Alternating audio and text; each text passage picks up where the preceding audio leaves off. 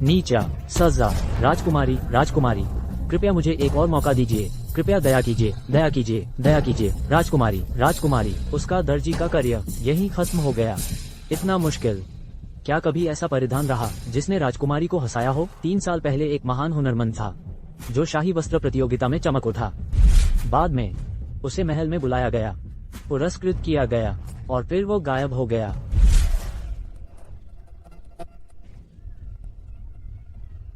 पिताजी, तुमने मेरे पिताजी को मार डाला। 3 साल बाद मैंने यह पोशाक डिजाइन की, सब कुछ दांव पर लगाकर इस शाही वस्त्र प्रतियोगिता में आई हूँ। तुम्हारे सामने पहुंची हूँ ताकि अपने हाथों से तुम्हें यह कैदी का कपड़ा पहना सकूं। राजकुमारी मुस्कुरा दी।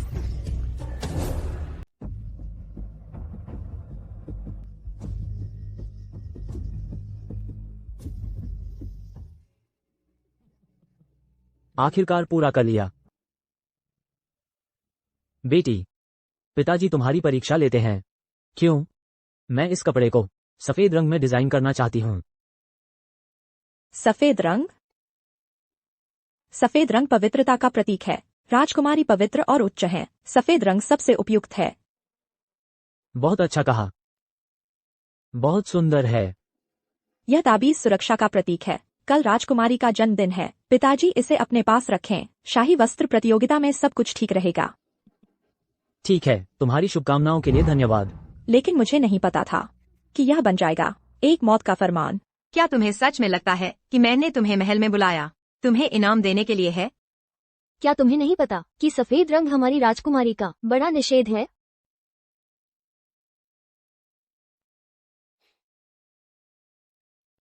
तुम्हें सफेद रंग इतना पसंद है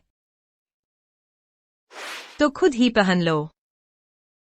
मुझसे गलती हो गई महारानी, मैं कुत्ते की तरह भौंकने को तैयार हूँ।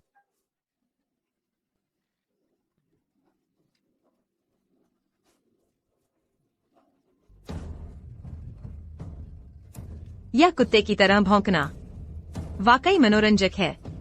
अगर मैं थकी हुई नहीं होती तो जरूर और देखती। तो क्या इस दर्जी को मार दिया जाए? राजकुमारी जी, मुझसे गलती हो गई। मेरी एक बेटी है, वो बाप के बिना नहीं रह सकती। दासी के पास एक उपाय है। दिलचस्प। उन्होंने मेरे पिताजी के खून से उन्होंने मेरे पिताजी के खून से उस सफेद पोशाक को लाल रंग दिया। 3 साल बाद मैंने यह पोशाक डिजाइन की। मुझे पता है राजकुमारी जी को यह जरूर पसंद आएगी,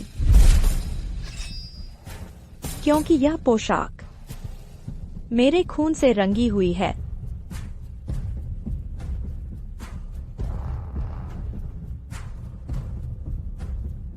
राजकुमारी जी, मैं जरूर खुद। याद रखना, चाहे वो कुत्ता ही क्यों न हो, बस राजकुमारी को खुश कर सके तो वो भी सम्मानित है। अगर राजकुमारी की भौहें तन जाए तो चाहे वो इंसान ही क्यों न हो,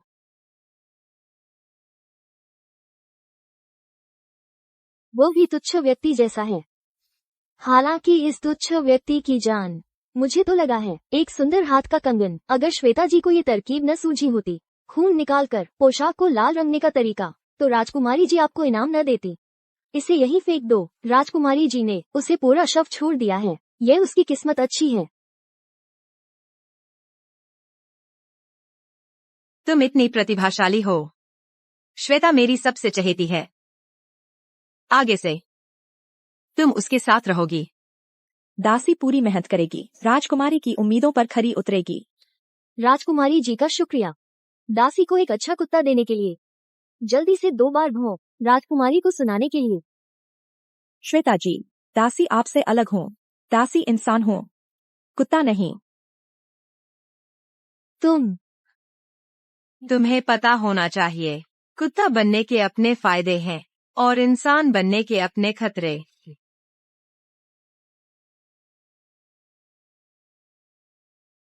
दासी इसे अच्छी तरह सिखाएगी ताकि यह आज्ञाकारी कुत्ता बन जाए। अच्छा, बहुत अच्छा। श्वेता, बुरी कहूँ तुझे, सेनापति जी को बहकाने की कोशिश करने के लिए। देखते हैं अगली बार हिम्मत करती है कि नहीं। बुरी कहती हूँ, याद रखना इसे।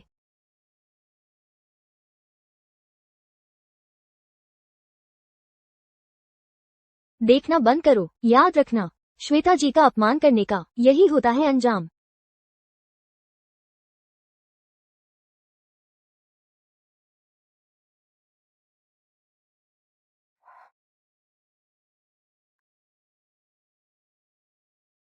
तुमने क्या गलत किया?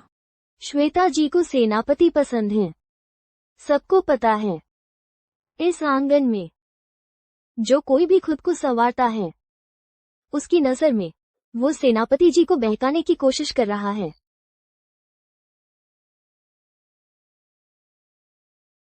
याद रखना, इस आंगन में तुम बिल्कुल भी नहीं खुद को संवारना।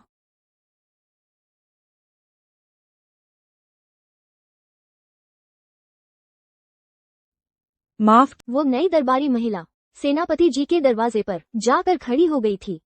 सेनापति जी के सामने उसने अपनी चाल चली। अब सेनापति जी उस पर पहली नजर में प्यार हो जाना। उसकी हिम्मत तो देखो, अगर श्वेता जी को पता चला तो। तुम लोग जिस प्यारी की बात कर रही हो उसका नाम क्या है? तो ये प्यारी तू ही है। अपनी चाल चलकर सेनापति जी को फंसाया। क्या तुम सच में सोचती हो सेनापति जी तुझ जैसी पर नजर डालेंगे? बुरा व्यक्ति। हंसती रहो, हंसती रहो।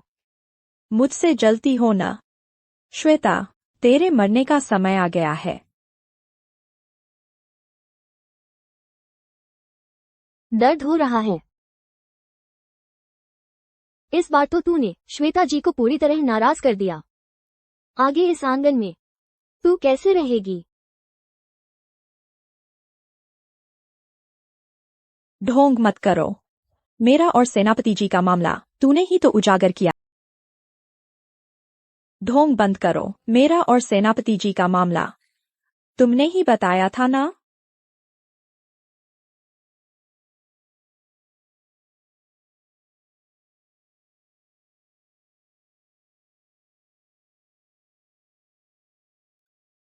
अच्छा, वह चली गई। अब हमें नाटक करने की जरूरत नहीं है। यह नाटक अभी खत्म नहीं हुआ है। कल फिर तुम्हारे पास आऊंगी।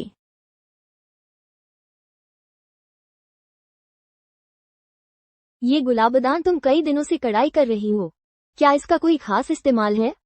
मुझे श्वेता को उखाड़ फेंकना है। कल मुझे क्या करना चाहिए?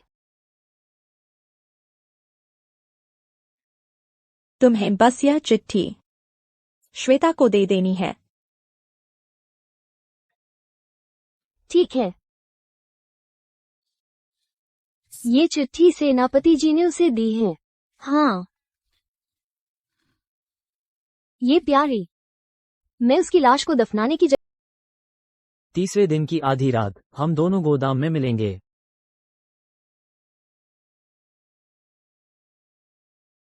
जाओ, जाओ और वह दरवाजा खोल दो।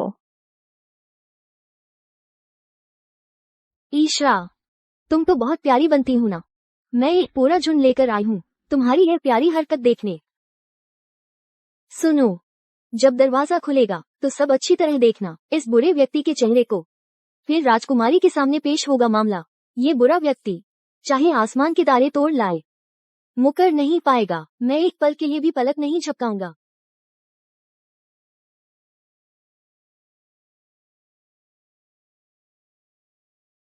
श्रीमान जी, सूचना है। सचमुच एक आदमी और एक औरत हैं, कमरे में अश्लील हरकत कर रहे। अच्छा, बहुत अच्छा। आज तुम्हारी मौत का दिन है, ईशा।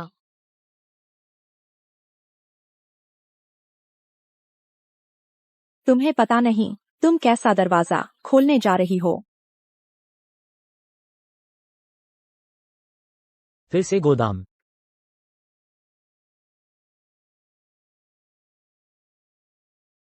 रोमांचक। नए दर्जी ने बनाया हुआ कपड़ा तुम्हें पहनाने में बिल्कुल फिट बैठता है। पति। मैं सिर्फ तुम्हें दिखाने के लिए पहनती हूँ। पति, आज तुम कोमल रहना।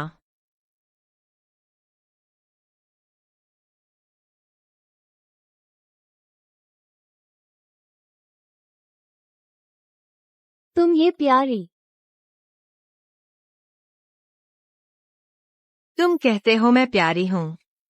राजकुमारी जी, ये सब गलतफहमी है। हाँ हाँ ईशा, हाँ ईशा, उसी ने मुझे फंसाया है।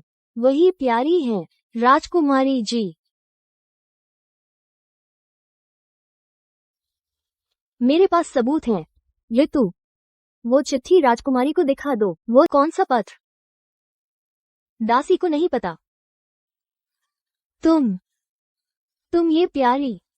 ईशा वो प्यारी, तुम्हें आखिर क्या फायदा दिया? श्वेता, राजकुमारी जी, दासी ने इतने साल आपकी सेवा की है। सच में एक पत्र है, बस मेरे तकिए के नीचे है। क्या मालिक और नौकर का प्यार है? तो मैं तुम्हें साफ साफ मरने दूंगी। पत्र में लिखा है कि ईशा का अंगरक्षक के साथ गुप्त संबंध है। आप मुझ पर विश्वास करें।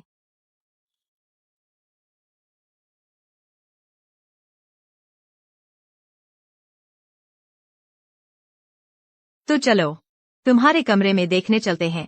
अच्छा है कि मैंने पहले से ही इंतजाम कर लिया था।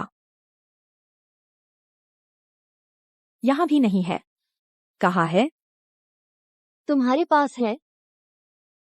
राजकुमारी जी, राजकुमारी जी, मिल गया। कोई पत्र नहीं है, बस एक पस है।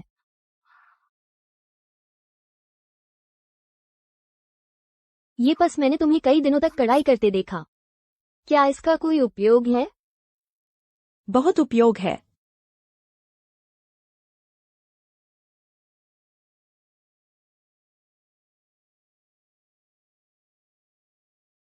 पहाड़ों में पेड़ है, पेड़ों में शाखाएं हैं। हे भगवान, एक प्रेम कविता। मेरा दिल तुम्हें चाहता है, पर तुम्हें पता नहीं। प्रियतम, राजकुमार अर्जुन। ये सब ईशा ने मुझे फंसाया है। मैं सच में बेकसूर हूँ। राजकुमारी जी, मैंने इतने साल आपकी सेवा की है। आपको मुझ पर विश्वास करना चाहिए।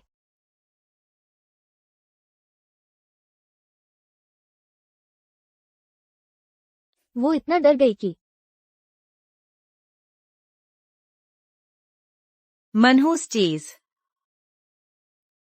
चूंकि तुमने राजकुमार पति का शरीर देख लिया है, तो अपनी आंखें निकाल लो और उसे गांव में फेंक दो। नहीं। तुम्हारा नाम ईशा है? जी हाँ। अब से तुम उसकी जगह ले लोगी। काम संभाल लो। राजकुमारी जी, मैं आपसे विनती करती हूँ, इस दासी को एक और मौका दीजिए। तुम्हें कोई मौका नहीं मिलेगा। आज तुम्हारा अंतिम दिन है। जल्दी बाहर ले जाओ इसे। राजकुमारी जी, राजकुमारी।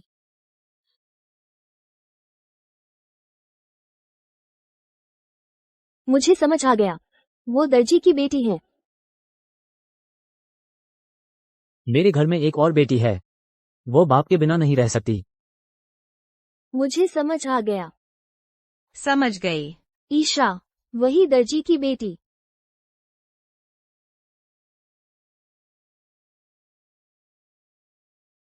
दर्जी। यह दासी दर्जी है, तो स्वाभाविक रूप से दर्जी की बेटी भी हूँ। मेरे पिताजी के कहने के अनुसार लगता है आपसे एक बार मुलाकात हुई थी। शाही वस्त्र विभाग की प्रमुख हूँ। मैंने जितने दर्जी देखे हैं, 1000 नहीं तो सैकड़ों तो होंगे ही। कितनी बदबू है। जल्दी से इसका निपटारा करो। जी। राजकुमारी जी, राजकुमारी जी। पिताजी, राजकुमारी ने कितने लोगों को मारा है, वह आपको भूल गई है। पर यह अच्छा ही हुआ, तभी तो मैं कदम दर कदम उसके करीब पहुंच सकूंगी।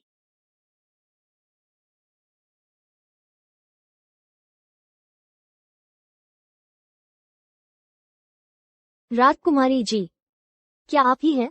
राजकुमारी जी, हाँ, मैं ही हूँ। वही दर्जी की बेटी। तुम यह प्यारी। एक दिन तुम्हारी मौत बहुत बुरी होगी, ठीक वैसे ही जैसे तुम्हारे उस निकम्मे पिता की हुई थी। मेरे पिताजी सिर्फ एक दर्जी थे, उन्होंने क्या गलत किया था? राजकुमारी को सफेद रंग पसंद नहीं है, लेकिन उन्होंने जानबूझकर सफेद रंग का इस्तेमाल किया। यही उनका सबसे बड़ा अपराध था। सफेद रंग पवित्रता का प्रतीक है।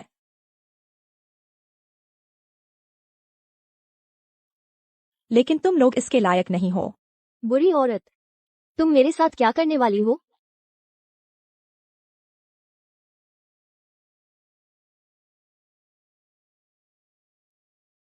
उस साल तुमने मेरे पिताजी का सारा खून निकाल दिया था। यह आवाज सुनो। क्या यह जानी पहचानी लग रही है?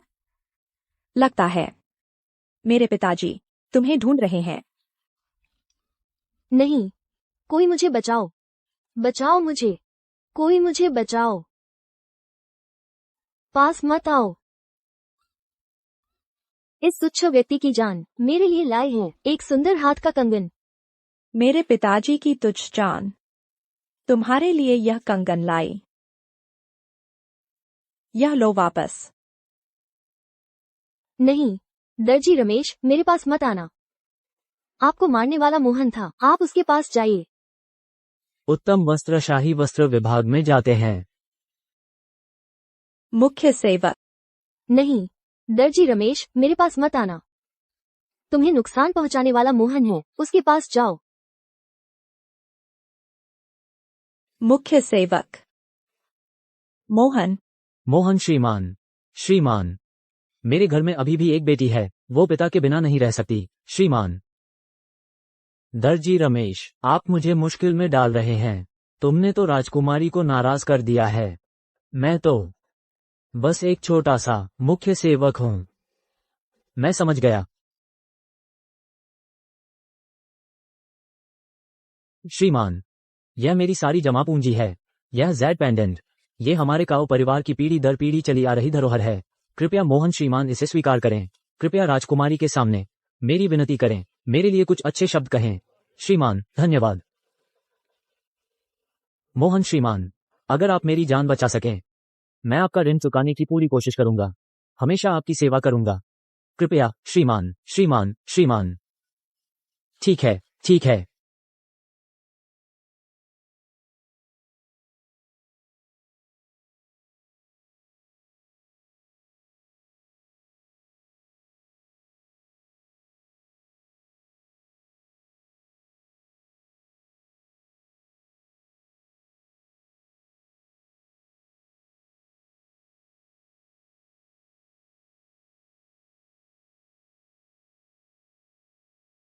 पर यह जेड की क्वालिटी अच्छी है।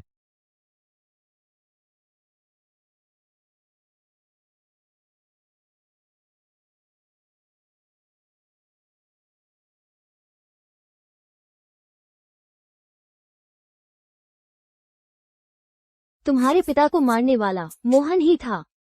उसने कहा। मोहन ने वह जेड पेंडेंट छीन लिया।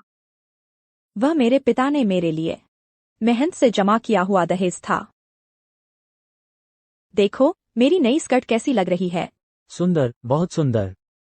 बेटी, ये हमारी पीढ़ी दर पीढ़ी चली आ रही धरोहर है। भविष्य में तुम्हारे दहेज के लिए रखी है।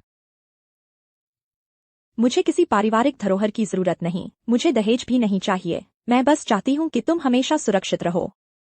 मोहन तो राजकुमारी का विश्वास पात्र है, हम उससे कैसे निपटे? दुश्मन को हराने के लिए पहले उसे जानना जरूरी है। बेकार की चीजें मैं तुम लोगों को पाल पोस कर क्यों बड़ा किया? इतना छोटा काम भी ठीक से नहीं कर सकते? अगली बार जरूर याद रखना, नहीं तो तुम्हारे कंधों पर रखे सिर उड़ जाएंगे। और मैंने उसकी सबसे बड़ी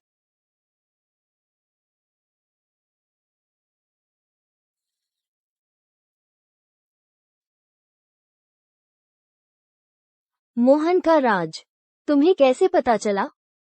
मैंने देखा, बस ध्यान से देखना होता है। मोहन, जो मुख्य सेवक है, उसे सेवा करवाने में सबसे ज्यादा मजा आता है।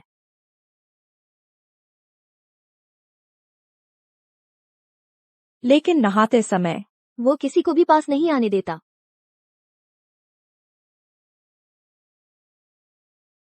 ये पतलून, इस पर कढ़ाई करनी है, अच्छे से कढ़ाई करना। ये श्रीमान मोहन की पतलून है।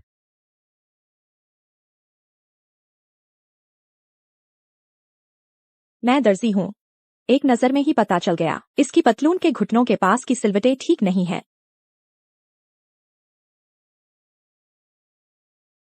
मोहन का सबसे बड़ा राज यह है कि पति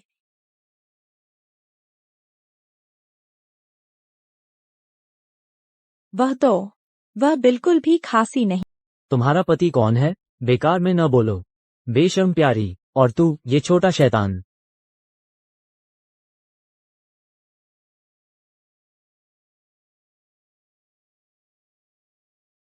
यह आखिरी बार है। अब से मुझसे फिर पैसे मत मांगना। पति मत जाओ, तुमने मेरा शरीर ले लिया है, मैं अब तुम्हारी हो गई हूँ और वो हमारा अपना बेटा है।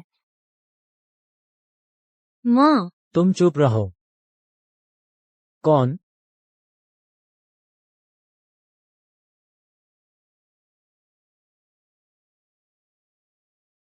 प्यारी, मैंने कहा था बोलने के लिए।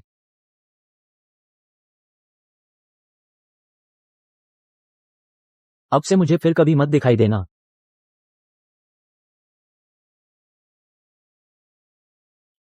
प्यारी।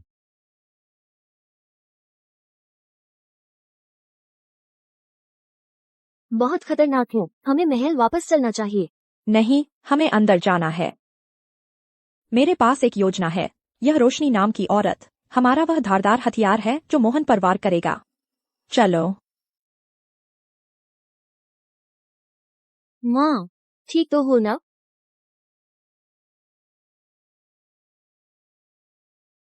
तुम लोग कौन हो? श्रीमान, सब पता चल गया है। हाल ही में महल से सिर्फ 2 ही लोग बाहर गए हैं। कौन? मुख्य दरबारी महिला ईशा, और एक है ऋतु नाम की। दिलचस्प है। राजकुमारी जी, यह नई मुख्य दरबारी महिला ईशा काफी योग्य है। आज उसने राजकुमारी जी, आपके सारे काम बिल्कुल व्यवस्थित है। श्वेता उस कुत्ती से तो कहीं बेहतर है। काम में भी काफी सहूलियत देती है। राजकुमारी जी की कृपा का शुक्रिया। श्रीमान मोहन की दया का शुक्रिया। राजकुमारी जी, ये ईशा एक दर्जी है। क्यों ना ये सेवक अपने हाथ के कपड़ों की दुकान इसे सौंप दें, ताकि राजकुमारी जी की थोड़ी सेवा हो जाए ना। ऐसे छोटे मामले तुम ही तय कर लो। जी। श्रीमान मोहन का शुक्रिया, इस बेटी को यह मौका देने के लिए। तुम मुझे निराश मत करना। आपकी उम्मीदों पर खरा उतरूंगी। मोहन के पास राजकुमारी की इतनी सारी दुकानें हैं, उसने तुम्हें ही सबसे मुनाफे वाली क्यों दी? क्योंकि मोहन जानता है, किसी को ज्यादा गिराना है तो उसे पहले ऊंचा उड़ना होगा। उसे बताना ही नहीं चाहिए था कि उस दिन हम दोनों महल से बाहर गए थे। बिल्कुल बताना चाहिए था। क्योंकि यह कपड़ों की दुकान मोहन ने मेरे लिए जाल बिछाया है, तो हम उसकी चाल में ही चाल चलेंगे, उसे एक बड़ा तोहफा देकर। क्या तोहफा? रोशनी। श्रीमान मोहन, सब तैयार है। मैंने लोगों को लगा दिया है, चीजें उस दुकान में रखवा दी हैं। इतने सालों से राजकुमारी के आसपास आते जाते लोग बहुत आए हैं। मैं, मोहन, उनसे अलग हूं। पता नहीं इस बेशर्म लड़की को मेरे सिर पर हाथ साफ करने की हिम्मत। श्रीमान मोहन सही कह रहे हैं। वो ईशा नाम की बुरी व्यक्ति बिल्कुल अपनी औकात नहीं जानती। ईशा, ईशा, कल मैं तुम्हें जरूर ऐसी मुसीबत में डालूंगा कि याद रखोगी। मोहन, यह दुकान ईशा को सौंपने के बाद तुम काफी आराम से हो गए हो।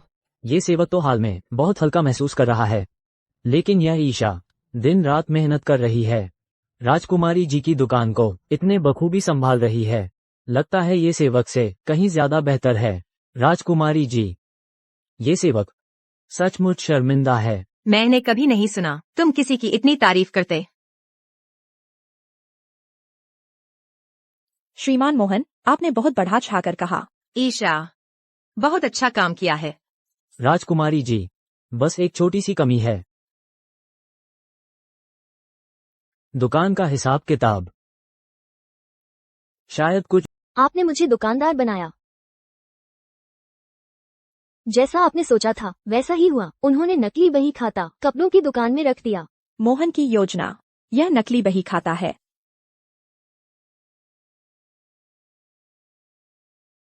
और मेरी योजना तुम हो। कल मैं राजकुमारी को यहाँ ले आऊंगी। नुकसान। हाँ, ये कपड़ों की दुकान, ये सेवक के हाथों में सबसे ज्यादा कमाई वाली दुकान है। सामान्य तौर पर देखा जाए तो भले ही इसे ऐसे ही छोड़ दिया जाए तो भी नुकसान नहीं होना चाहिए, लेकिन ये दुकान ईशा को सौंपी गई। अभी बस 1 महीना ही हुआ है और खर्च आमदनी से ज्यादा हो गया है। ये तो बिल्कुल नहीं होना चाहिए था। जब बोलो। तक कि ईशा ने नकली बही खाता बनाया है और दुकान के पैसे हड़प लिए हैं। ईशा, राजकुमारी जी, दासी बेकसूर है। दासी ने कोई नकली बही खाता नहीं बनाया। आप दुकान पर जाकर खुद देख लीजिए। तो चलकर देखते हैं कि इस दुकान के बही खाते में आखिर कोई गड़बड़ है या नहीं। जी।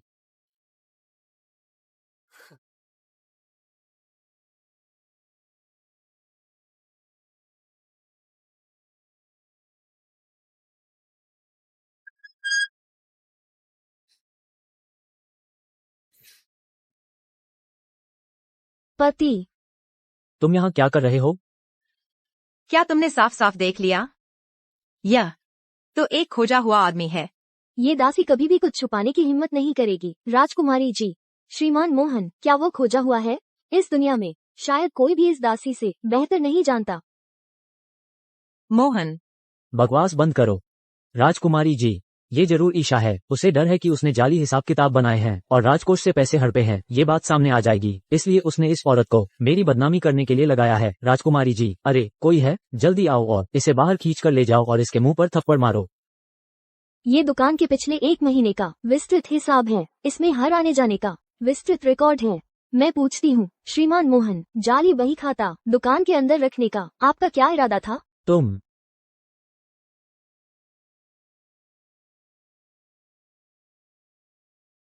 ये दासी एक सभ्य परिवार की लड़की थी। श्रीमान मोहन ने मेरा शील हरण करने के बाद मेरे पास कोई चारा नहीं था सिवाय इसके कि उसे अपना पति मान लूं। बाद में मुझे पता चला कि श्रीमान मोहन दरबार के लोगों में से हैं, लेकिन उन्होंने मुझे धमकाया कि मैं इस बारे में किसी को न बताऊं, नहीं तो वो मेरा नुकसान कर देते। चुप रहो। बकवास बंद करो। राजकुमारी जी, ये औरत पूरी तरह से झूठ बोल रही है। ये जरूर इस सेवक के आपके पास मौजूद प्रभाव से ईर्ष्या करती है और इसलिए यह बड़ा झूठ बोल रही है। इस सेवक के जरिए आप तक पहुंचने की कोशिश कर रही है। राजकुमारी जी, कृपया न्याय करें। मोहन मेरे पुराने साथियों में से एक है। मैं उसके स्वभाव के बारे में कुछ जानती हूँ, लेकिन तुम एक साधारण महिला, एक तुच्छ प्राणी की तरह बिल्कुल वैसा ही करने में सक्षम हो जैसा ताकतवर लोगों से जुड़ने की कोशिश करना। ले जाओ इसे, इसकी जीभ खींच लो। इस दासी ने जो कहा वो हर शब्द सच है। कृपया मुझ पर विश्वास करें। राजकुमारी जी, राजकुमारी जी, राजकुमारी जी। पिताजी। दूर हटो। राजकुमारी जी, ये छोटा शैतान ये सेवक ने कभी नहीं देखा। यह बुरा व्यक्ति है और ईशा ने खरीदा है। मेरी बदनामी कर रही है। राजकुमारी जी, ये सेवक के लिए न्याय करें। राजकुमारी जी, आज की यह बात बाहर से तो बस श्रीमान मोहन से जुड़ी लगती है, लेकिन असल में इसे हल्के में नहीं लेना चाहिए। अगर बाहर वालों को पता चल गया कि आपके महल में एक बिना नपुंसक बनाए आदमी है, यह आपकी प्रतिष्ठा का सवाल है। कृपया राजकुमारी जी, इसकी तह तक पहुंचें। खून की जांच से रिश्ता पता चल जाएगा। एक जांच में सब साफ। इतनी मेहनत क्यों? कोई है? इसकी पैंट उतार दो। राजकुमारी जी, दूर हटो, सब दूर हटो। लीना, तुमने मेरा अपमान करने की हिम्मत की? मेरा नाम लेने की हिम्मत? थप्पड़ मारो। मैं नहीं कर सकता। तुम्हारा नाम लून? तेरे वो गंदे काम मुझे सब याद है। जिया शेन साल के सितंबर में। इसकी ज़बान खींच लो। मेरे पास एक गुप्त बही है। रुको। मेरे पास एक गुप्त बही है जिसमें तेरे सारे गंदे काम दर्ज हैं।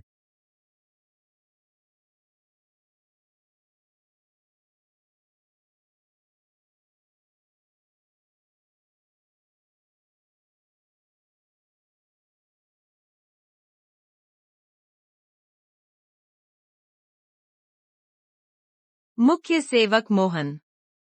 अभी बस गलतफहमी थी। आपने कहा आपके पास एक बही है। जानना चाहती हो मेरी बही कहाँ है? इसके लिए ये सेवक को अच्छे से सोचना होगा। राजकुमारी जी, ये सेवक थक गया है। ये सेवक को पहले महल में आराम करने दें। पिताजी। दूर हटो, पिताजी।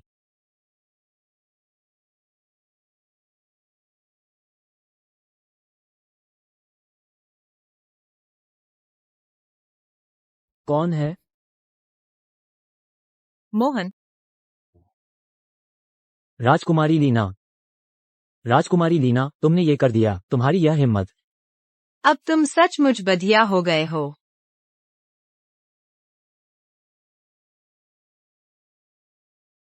राजकुमारी लीना, तुमने मुझे बधिया करने की हिम्मत कर दी। क्या तुम मेरे पास रखी उस गुप्त बही से नहीं डरती?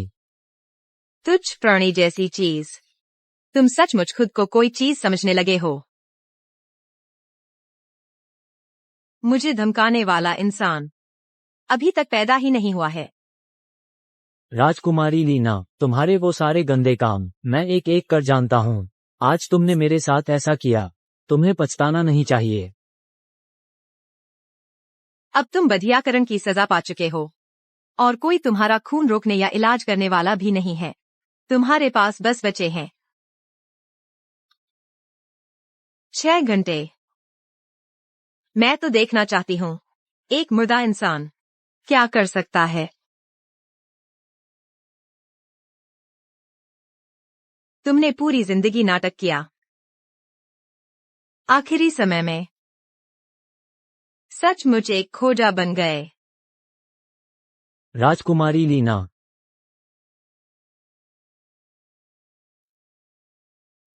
श्रीमान मोहन। तुम प्यारी। तुम्हें याद है उस साल तुम और मेरे पिताजी भी 2 लोग थे। यह भी यही कमरा था। श्रीमान मोहन, कृपया इस बच्चे को छोड़ दीजिए। यह जगह याद है। तुमने खुद अपने हाथों से उनका गला घोंट दिया था।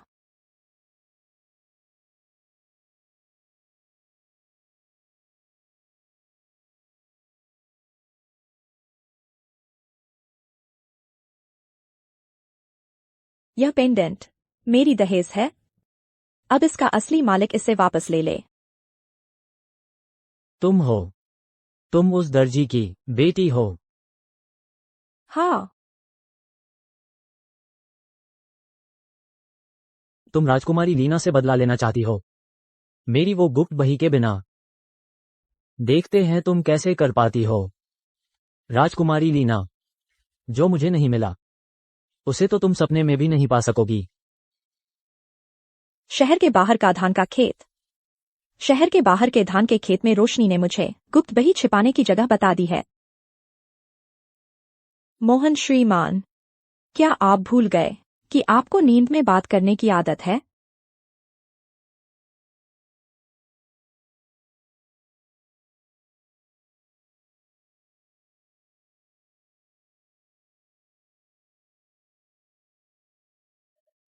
हमने खोद निकाला मोहन का गाड़ा हुआ गुप्त बही। इसमें दर्ज है राजकुमारी की हर बात। मोहन के इस गुप्त बही के लिए सच में शुक्रिया। इससे मुझे पता चला कि असल में आपके दिल में सबसे ज्यादा राजकुमार पति का स्थान है। फिक्र मत करो, जल्द ही मैं उसे कर दूंगी तुमसे दूर।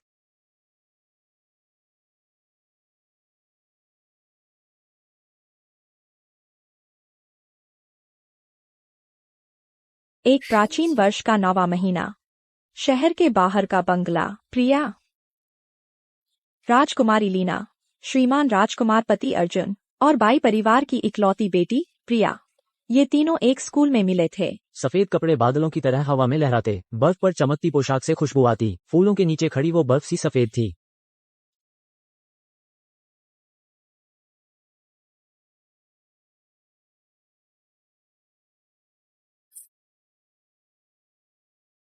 प्रिया, तुम्हारी हिम्मत कैसे हुई मेरे आदमी को छीनने की?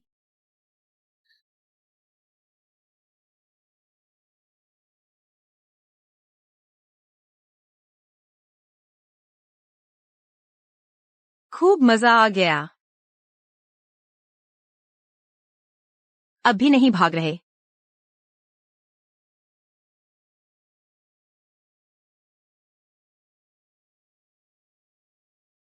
उस बिजली और बारिश वाली रात, अपमान और यातना, वह सिर्फ प्रिया के लिए एक बुरे सपने की शुरुआत थी।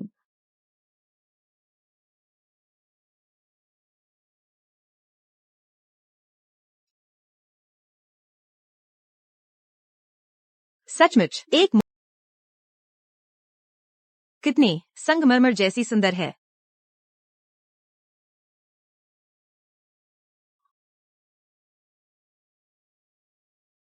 राजकुमारी जी, पूरे बाई परिवार की जान को खतरे में डालकर।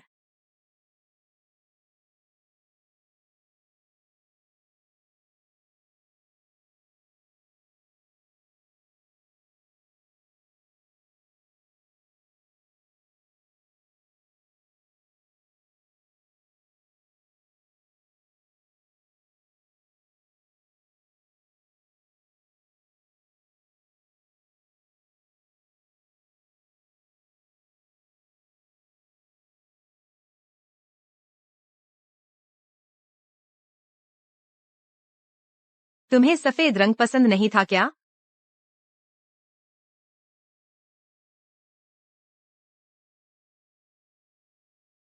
क्या आप मेरे माता पिता को छोड़ सकती हैं? माता पिता? तेरे माता पिता तो मर चुके हैं। बाई परिवार खत्म हो चुका है।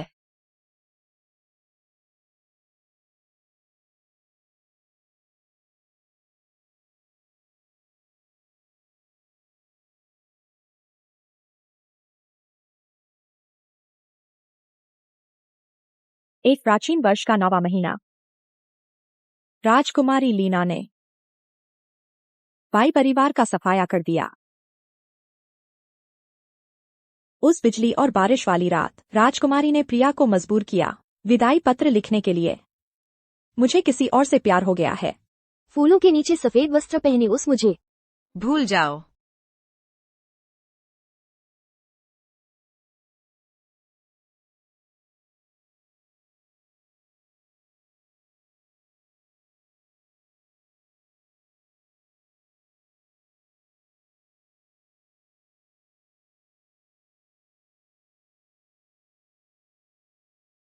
राजकुमार पति के सबसे कमजोर वक्त में राजकुमारी ने उन्हें सांत्वना दी। दोनों का धीरे धीरे प्यार बढ़ने लगा। आखिरकार राजकुमार पति से शादी करने में सफल रहीं।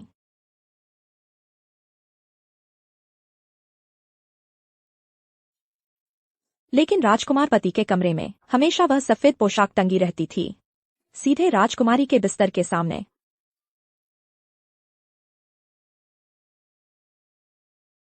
इसलिए सफेद रंग सुना क्या तुमने? कल रात वो भूतनी। सुना ही नहीं, मैंने तो देखा भी है। वो भूतनी सफेद रंग का एक लहंगा पहने हुए थी। मैंने सुना है वो भूतनी एक अन्याय से मरी हुई आत्मा है। मैं कल रात मल पात्र खाली करते वक्त उस भूतनी को देखा। वो कुछ गा रही थी, फूलों के नीचे खड़ी वो प्रतिमा सी सुंदर। धीरे बोलो। मैंने पहरेदार बलवान सिंह से सुना, उसने कल रात थोड़ी शराब पी थी और उस भूतनी के पीछे पीछे चल दिया। उसका ठिकाना ढूंढ निकाला, वो उसी उजड़े हुए बाग में है। ये सचमुच ठीक रहेगा? अगर कोई और ही आ गया तो? आमतौर पर कोई उस जगह पर जाने की हिम्मत नहीं करता। अगर वो व्यक्ति भी नहीं आया तो चिंता मत करो। यहाँ तक कि अगर उसे पता चल भी गया कि हम भूत हैं तो भी वो जरूर आएगा। क्यों? यादों का रोग।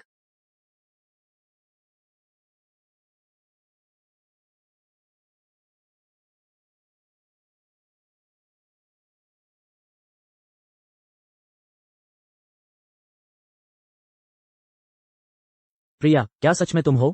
तुमने बिना बताए चले जाना। तुम्हें पता है मैं तुम्हें कितना याद करता हूँ? तुमने मुझे भूलने को कहा, फूलों के नीचे खड़ी तुम। मैं ऐसा नहीं कर सकता। राजकुमार पति, अपनी मर्यादा बनाए रखें। क्या तुम मुझे दोष दे रहे हो? सम्राट की आज्ञा का उल्लंघन नहीं किया जा सकता। और लीना के साथ मेरी बहुत अच्छी देखभाल की। मैं भी मजबूर था, लेकिन मेरे कमरे के कपड़े टांगने की जगह पर मैंने हमेशा रखा है। तुम उस साल फूलों के नीचे सफेद कपड़े पहने हुए थी। अगर उस साल तुम नहीं गई होती तो वह हम होते, शादी कर चुके होते।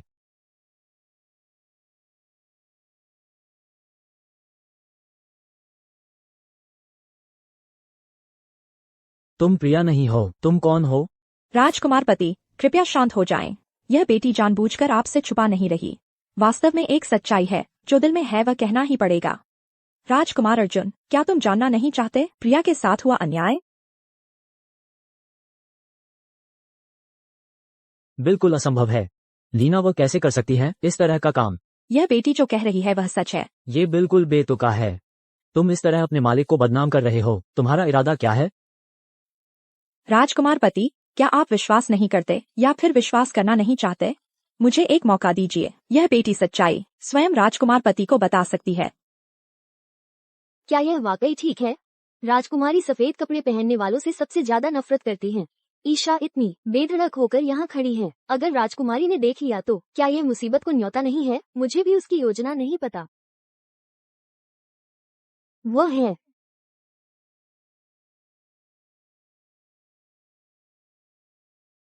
उस पर विश्वास करो।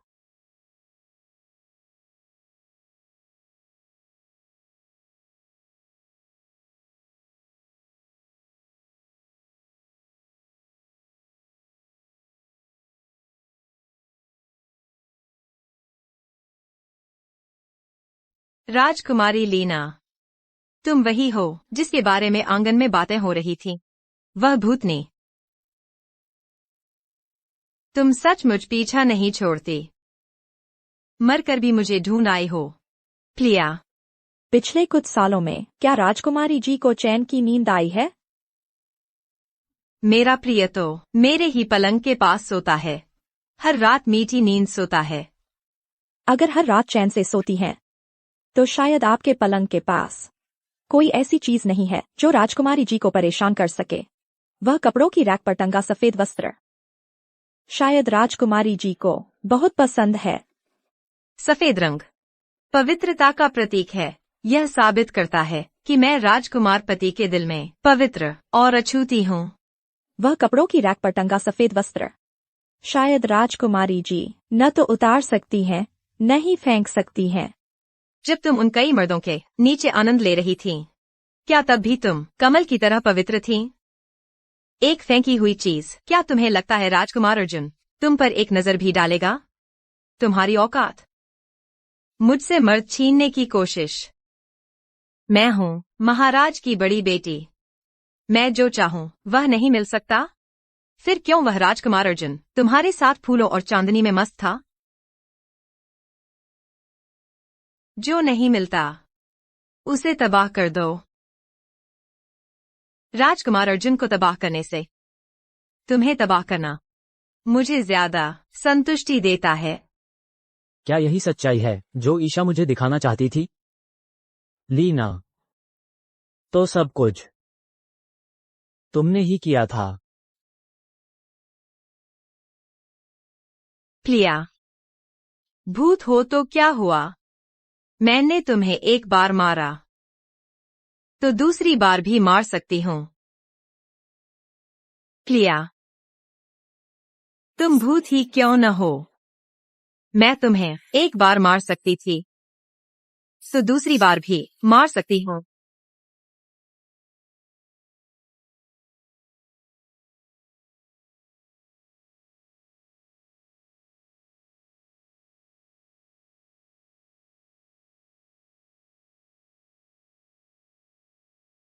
अब तुम्हें दर्द हो रहा है।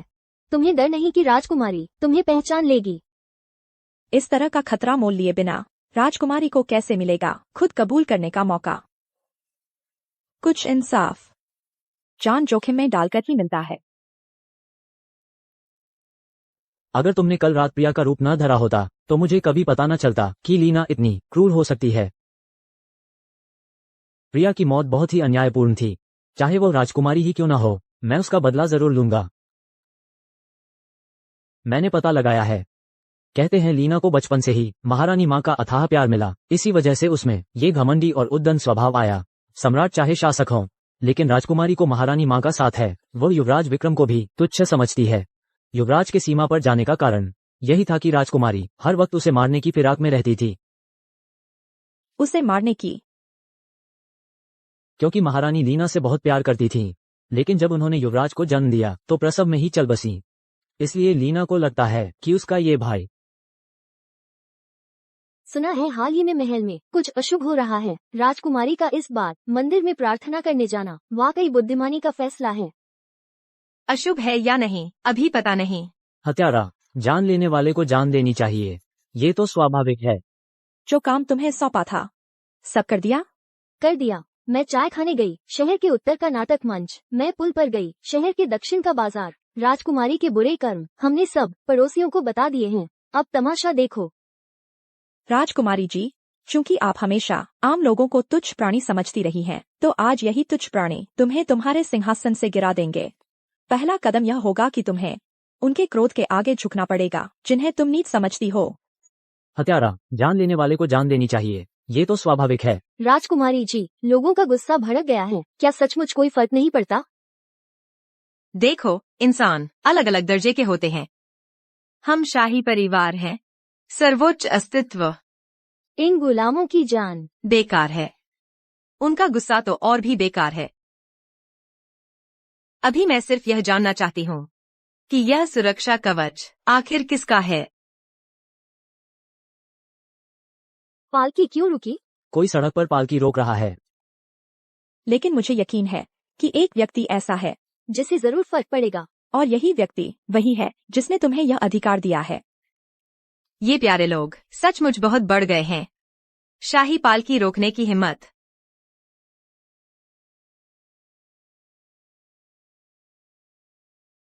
लीना, पिताजी। महाराज, कृपया राजकुमारी को कड़ी सजा दें और बाई परिवार को न्याय दिलाएं। पिताजी। तुम? सम्राट जी, कृपया राजकुमारी को कड़ी सजा दें। और बाई परिवार को न्याय दिलाए। सम्राट, पिताजी। तुम मेरे सामने घुटने टेको। घुटने? मुझे घुटने क्यों टेकने चाहिए? क्या सिर्फ इनके जैसे आम नागरिकों की वजह से? लीना, घुटने टेको।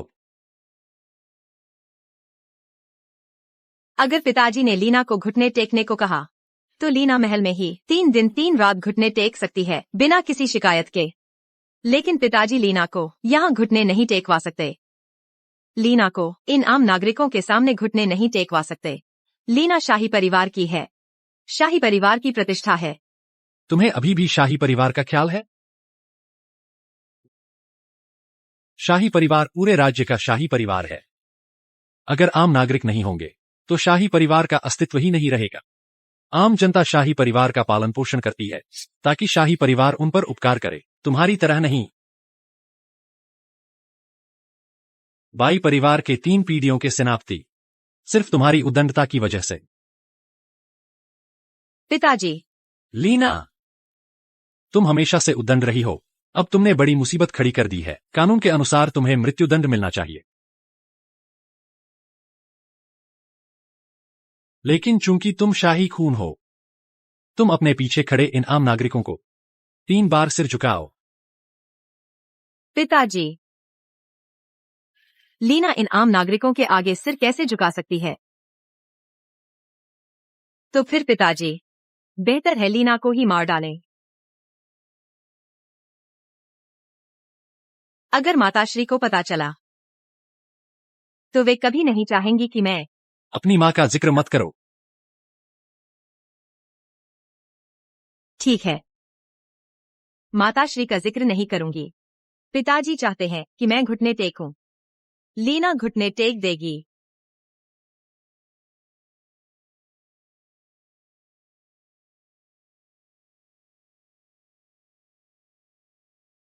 पहला प्रणाम, आकाश क्षमा करे।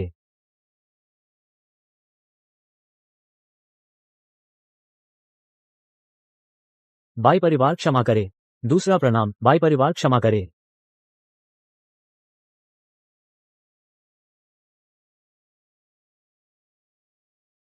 तीसरा प्रणाम, प्रजा क्षमा करे।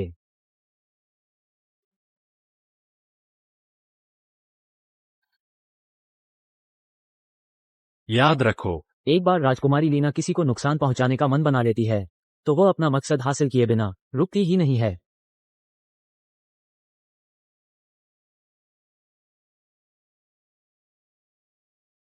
ईशा,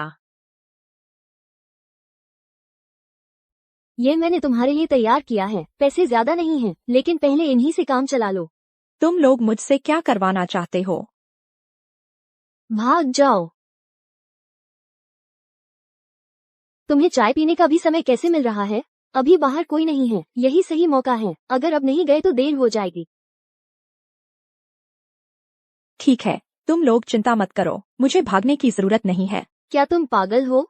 महाराज ने सबके सामने गुस्से का नाटक किया था। वो सिर्फ जनता का गुस्सा शांत करने के लिए था। अगला कदम निश्चित तौर पर तुमसे हिसाब चुकता करने का होगा। अगर तुम अब नहीं गए तो तुम्हारा सिर धड़ से अलग हो जाएगा। इस दुनिया में हर जगह राजा का ही राज है। कुछ मामलों में भागकर समस्या का हल नहीं होता।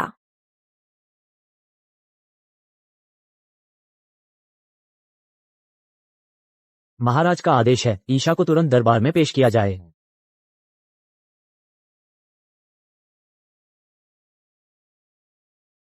दासी ईशा महाराज को प्रणाम करती है। क्या तुम वही दर्जी हो जिसे लीना ने शाही वस्त्र प्रतियोगिता में चुना था? दासी अयोग्य है, फिर भी राजकुमारी जी की कृपा प्राप्त हुई।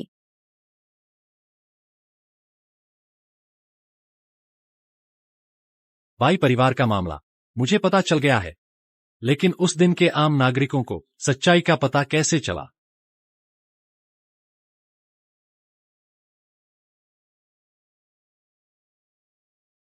तुम्हारा नाम ईशा है, रमेश की बेटी। तुमने खून से कपड़े रंगे, शाही वस्त्र प्रतियोगिता में जीत हासिल की और लीना के पास आ गई। तुम बदला लेने। महाराज को पता है ही, दासी सजा स्वीकार करती है। अरे कोई है? बैठने के लिए कुर्सी लाओ। दासी समझ नहीं पा रही, महाराज ने दासी को बैठने की अनुमति क्यों दी?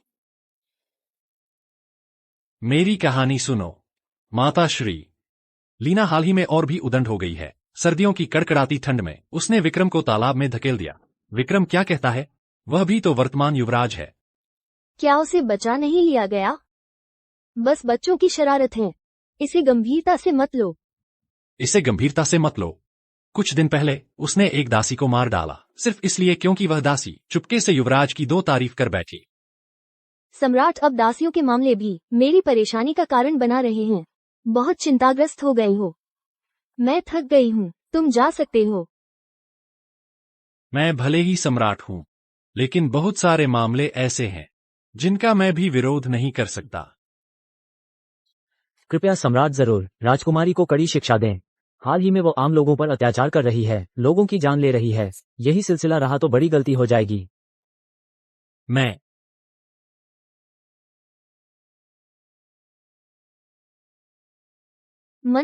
मंत्री सुनील, तुम्हारी हिम्मत कैसे हुई?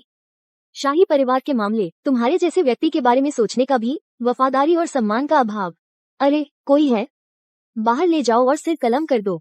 रुको माताश्री, दोबारा सोचिए। मंत्री सुनील एक शाही सलाहकार है, सीधे और स्पष्ट रूप से सलाह देते हैं। उन्होंने कोई गलती नहीं की है। इसके अलावा इस राजवंश में कभी भी शाही सलाहकारों को फांसी देने का कोई उदाहरण नहीं है। चूंकि कोई पूर्व उदाहरण नहीं है तो फांसी नहीं दी जाएगी। अरे कोई है? उसकी जीभ खींच लो। माताश्री। महाराज महाराज महाराज। मंत्री सुनील का मामला। ऐसा लगता है कि महारानी मां राजकुमारी लीना को लाड़ कर रही है, लेकिन वास्तव में इसका एक गहरा अर्थ है। दासी समझ नहीं पा रही है। मंत्री सुनील हमेशा मेरे प्रति वफादार रहे हैं। महारानी मां द्वारा सत्ता पर कब्जा करने के मामले में वह मन में रखते हैं। मंत्री सुनील ने कई बार सलाह दी है। कि महारानी मां सत्ता छोड़ दें और पर्दे के पीछे से शासन करना बंद कर दें और मुझे सत्ता वापस सौंप दें। महारानी मां ने राजकुमारी के मामले का उपयोग करके कई वरिष्ठ मंत्रियों को दंडित किया है। वास्तव में यह मेरी शक्ति को खोखला कर रहा है। युवराज सक्रिय रूप से स्वेच्छा से काम करते दिखते हैं स्वयं युद्ध में जाने के लिए, लेकिन वास्तव में वह महारानी मां से बचने के लिए ऐसा कर रहे हैं, युवराज के समर्थकों के खिलाफ कार्रवाई से। मैंने कई सालों से युवराज का चेहरा नहीं देखा है। ईशा, तुम सामान्य लोगों से अलग हो। मैंने कभी भी एक मामूली दर्जी में इतनी बुद्धिमत्ता और साहस नहीं देखा है। महाराज, दासी को कैसे कार्य करना चाहिए? मेरे पास एक योजना है। कान के पास आओ।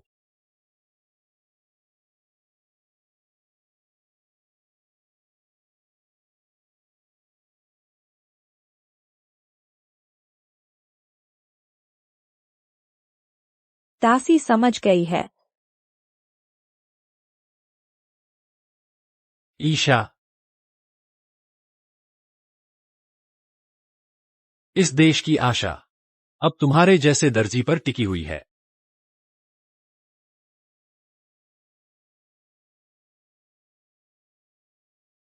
अरे वाह, कितना सुंदर है। राजधानी में कब से ऐसा कोई शख्स आया है? बस इतना पता है कि यह अभी राजधानी लौटा है, लेकिन ये युवराज इतने शानदार अंदाज में है, जरूर कोई आम आदमी नहीं है। मुझे पता चल गया है कि यह कौन है। कौन? यह वर्तमान सम्राट के पुत्र युवराज विक्रम हैं। सच में? सच में बहुत प्रभावशाली हैं, हाँ।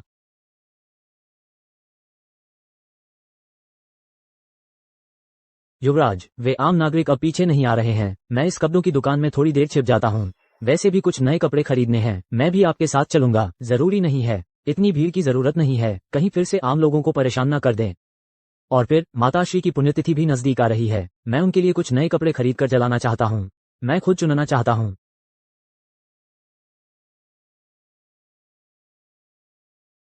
लो, ये लो। रास्ते में सावधान रहना। ये कपड़े दक्षिणी इलाके के झो परिवार के लिए हैं। सावधान।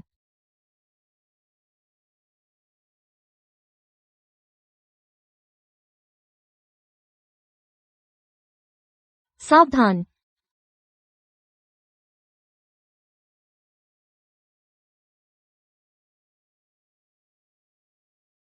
युवक, युवती, आप ठीक तो हैं?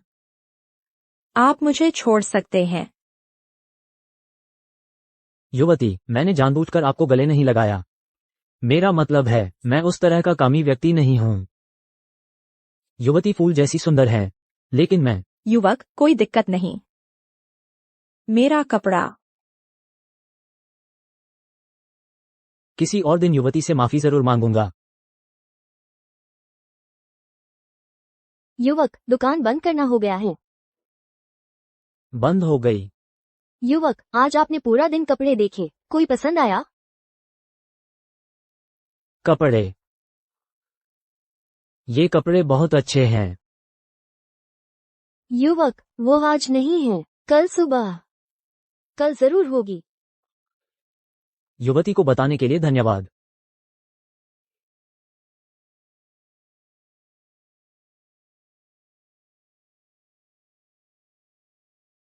वो तो काफी ईमानदार लगता है। तुम फिर भी उससे मिलना नहीं चाहती? नहीं मिलूंगी। मैं तुम्हें जानती हूँ। बस हो गया। तुम मुझे समझाने की कोशिश मत करो। प्रेम मोह जैसी बातें वास्तव में मेरे विचार का विषय नहीं है।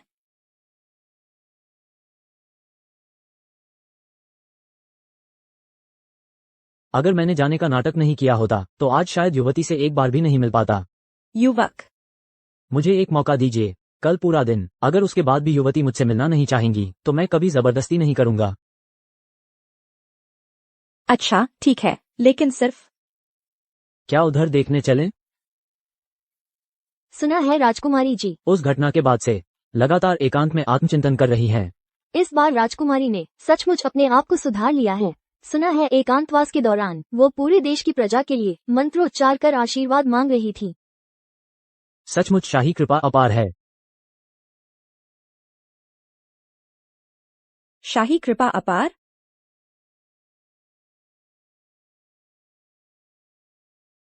उसे शाही परिवार की बातें सुनकर इतनी तीव्र प्रतिक्रिया क्यों हुई? क्या ये कहना है कि महाराज, जिस बात की जांच मैंने तुमसे करवाई थी, क्या वो पूरी तरह से हो गई? महाराज, सब कुछ स्पष्ट हो चुका है। विस्तार से बताओ। उस महिला का नाम ईशा है। वो वर्तमान में राज दरबार के शाही वस्त्र विभाग की मुख्य दरबारी महिला है। 6 महीने पहले शाही वस्त्र प्रतियोगिता में प्रथम स्थान प्राप्त करके दरबार में आने के बाद पूर्व प्रमुख श्वेता के अधीन काम करने लगी। संयोग से श्वेता ने गलती की और उसे राजकुमारी लीना की कृपा प्राप्त हुई और वो वर्तमान पद पर आसीन हो गई। बाद में मोहन से तैयार वस्त्रों की दुकान का कार्यभार संभाला और फिर मोहन प्रमुख के साथ कुछ मनमुटाव हो गया। उसके बाद जब मोहन गायब हो गया तो उसने उस दुकान की मालकिन का पद मजबूती से संभाल लिया। तो ऐसा कहा जा सकता है, जब से वो दरबार में आई है, पहले लीना के खास व्यक्ति श्वेता और फिर विश्वासपात्र मोहन दोनों के साथ संयोग से दुर्घटनाएं हुई हैं। ऐसा लगता है इन सभी घटनाओं का निशाना मेरी प्यारी बहन लीना पर ही है। कैसा रहा? कल की मुलाकात के बारे में जल्दी बताओ। कौन सी मुलाकात? बड़ा बदला अभी बाकी है। सम्राट का आदेश भी अभी पूरा नहीं हुआ है। समय ही कहा है इन प्रेमों की बातों में पड़ने का। अरे हाँ, उस दिन सम्राट ने तुम्हें महल में बुलाया था। उसके बाद से तुम चिंता में खाना पीना भूल गई हो, माथे पर बल पड़े रहते हो। सम्राट ने आखिर तुमसे क्या करने को कहा है?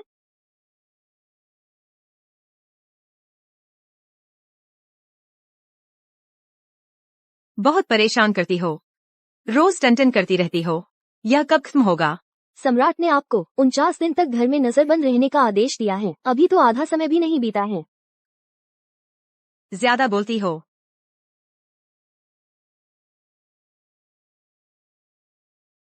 वह प्यारी ईशा आजकल क्या कर रही है?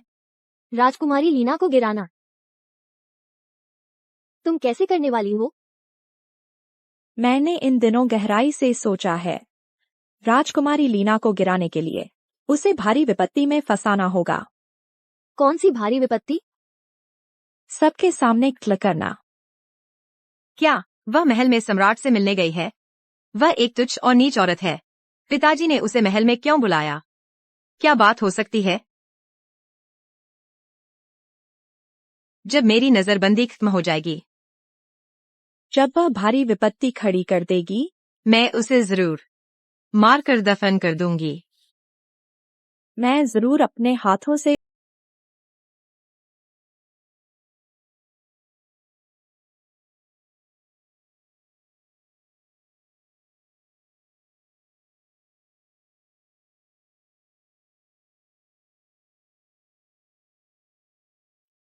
युवक, मैंने पहले तुम्हें एक दिन का वादा किया था आगे चलकर, तो मेरे पास मत आना।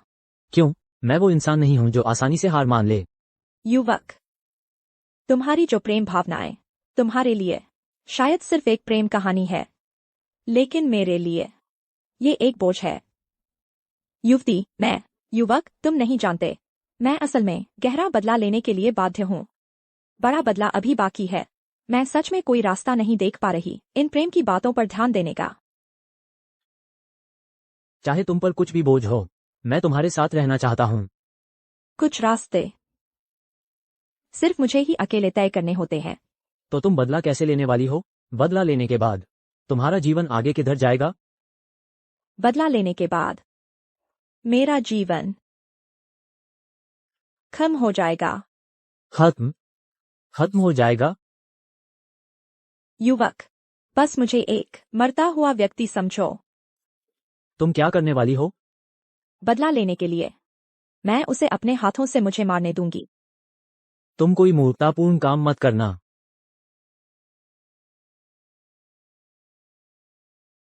कल रात के 11:45 मैं उसे अपने हाथों से मुझे मारने दूंगी।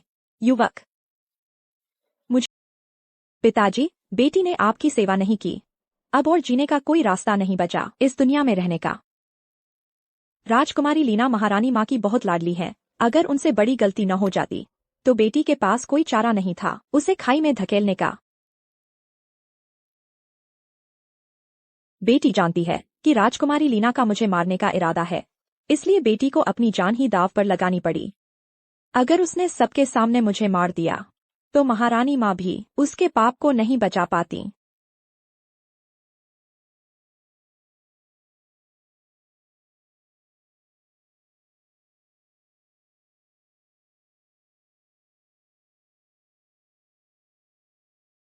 इस तरह बेटी का बदला पूरा हो जाएगा और सम्राट का आदेश भी पूरा होगा।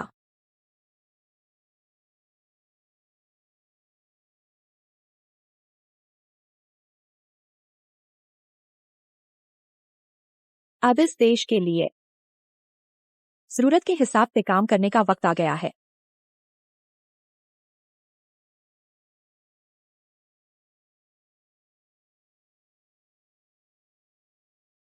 पिताजी, मैं जल्द ही आपसे मिलने आ रही हूँ।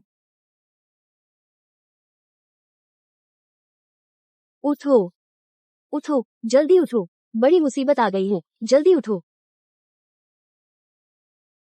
मैं कैसे सो गई? अब कितने बजे हैं? मैं तुम्हारे यहाँ क्यों हूँ? इन सब बातों की फिक्र मत करो, बड़ी मुसीबत आ गई है। युवराज को तुम्हारे कमरे मुझे बिस्तर पर पड़ा होना चाहिए था। राजकुमारी जी के हाथों मारा जाना चाहिए था। मैं कैसे सो गई? मैं कैसे जागी? ऋतु के कमरे में? युवराज मेरे कमरे में क्यों थे?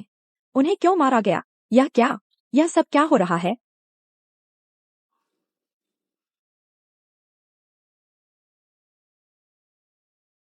इसकी पूरी जांच करो। कल रात के 11:45 पर उसकी क्या योजना है? जी राजकुमारी जी।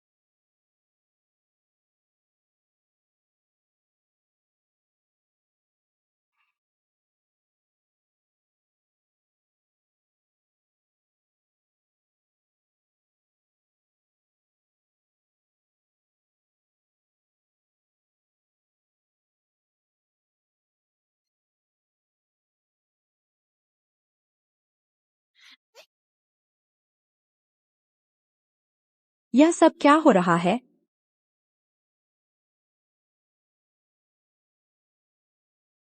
ईशा, तू नीच औरत, मैं तुम्हें मार डालूंगी।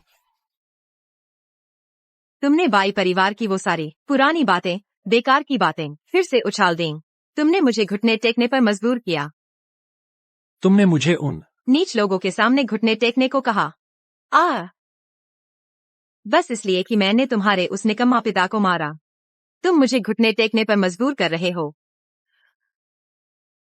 रमेश, है ना? वह मर गया, बहुत अच्छा हुआ। उसकी मौत ने मुझे संतुष्टि दी। थू, यह युवराज कैसे हो सकता है? मैं आज तुम्हें नहीं मार पाऊंगी, लेकिन एक दिन जरूर मार डालूंगी। लीना, क्या तुम्हारी शरारतों का कोई अंत नहीं है?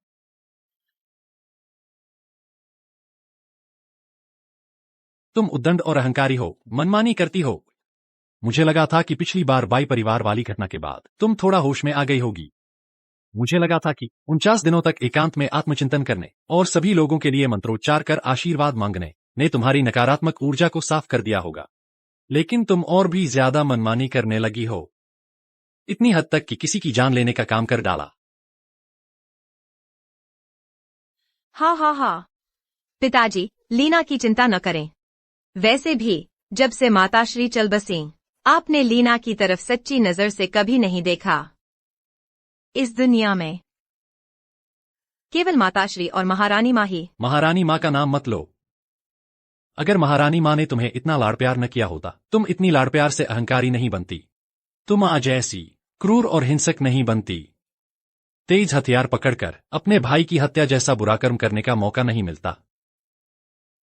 साम्राज्य के युवराज को तुमने एक ही वार में। लीना, ओ लीना, तुम मनमानी करती हो महारानी माँ के पक्षपात के भरोसे। महारानी माँ का आगमन। मैंने कैसा पक्षपात किया? माताश्री, यह मामला माताश्री तक कैसे पहुंच गया? इस महल में आपस में लड़ाई झगड़े और नुकसान पहुंचाने का सिलसिला चल रहा है। चिल्लाने गरजने का माहौल है। अगर मैं नहीं आती तो क्या तुम लोग आसमान सिर पर उठा लेते? माताश्री, आप आ गईं। आप मेरी लीना की मदद करो। अब तुम अपने पंजे हटाओ और उसे छोड़ दो। मेरी बेचारी छोटी लीना। माताश्री, वे सब मुझे तंग कर रहे हैं। मेरे पास तो केवल आप ही हैं, माताश्री। माताश्री, आज लीना ने हत्या का प्रयास किया था। तेज हथियार लेकर युवराज विक्रम पर हमला किया। क्या हुआ? नहीं हुआ। लेकिन चूंकि कुछ नहीं हुआ तो कोई बात नहीं। सम्राट, आपने इतना बड़ा हंगामा खड़ा कर दिया, सबको परेशान कर दिया। इतना शोर शराबा, ये तो शाही गरिमा के खिलाफ है। दर्द हो रहा है। माताश्री, आज की घटना सामाजिक नैतिकता का उल्लंघन है और किसी को नुकसान पहुंचाने का प्रयास भी, किसी की जान लेने का। मेरा मानना है कि लीना को कड़ी शिक्षा दी जानी चाहिए और कड़ी सजा भी। बस जल्दबाजी में आ गए। अभी तक पूरी बात साफ नहीं हुई है। इतने आक्रामक तरीके से पेश आ रहे हो। मेरी छोटी राजकुमारी को और डराओ मत। क्या तुमने किया था? क्या तुमने किया था? नहीं। तो फिर बात खत्म। देखो कैसा मामला बन गया। बस एक गलतफहमी थी। हाँ, वही थी। उसी ने युवराज पर हमला किया। वह कौन है? महारानी माँ, इसका नाम ईशा है। यह मेरी दरबारी महिला थी। यह कमरा उसका निवास स्थान है। लेकिन उसकी नीयत खराब थी। उसने मेरा अनादर किया, शाही परिवार का अपमान किया। मुझे पहले ही पता था कि वह एक मुसीबत है, लेकिन फिर भी मैं देर कर गई। मैं युवराज को उसके चाकू से नहीं बचा सकी। ये कमरा उसका है? सम्राट, ये युवराज आधी रात को अपने शयन कक्ष में क्यों नहीं था, बल्कि एक दासी के कमरे में क्यों मिला? यह जरूर ईशा की बुरी चाल है। ओह, बुरी चाल? महारानी माँ, यह नीच दास जब मेरी दरबारी महिला थी, मैंने देखा था कि उसके दिमाग में हमेशा गंदे विचार होते थे। अब जब मैं सोचती हूँ, वह चोरी छिपे शाही अंगरक्षकों से मिलती थी, गुप्त संबंध बनाने के इरादे से। क्या देख रहे हो? पकड़ लो। महारानी महारानी माँ, यह गलत है, गलत है। तुम्हें बहुत समय से शाही सत्ता पर नजर थी। इस बार तुम युवराज को बहकाने में असफल रहीं। शर्म से क्रोधित हो गईं और इसलिए हत्या कर दी। झूठा आरोप लगा रही हैं। आपके पास क्या सबूत है? सबूत? यहाँ मौजूद हर व्यक्ति गवाह है। राजकुमारी सही कह रही हैं, हम सबने ये देखा है। सुन रहे हो? सभी गवाह मौजूद हैं। अब तुम्हारे पास कहने के लिए क्या है? फिर से कहो। क्या तुम सब ने देखा?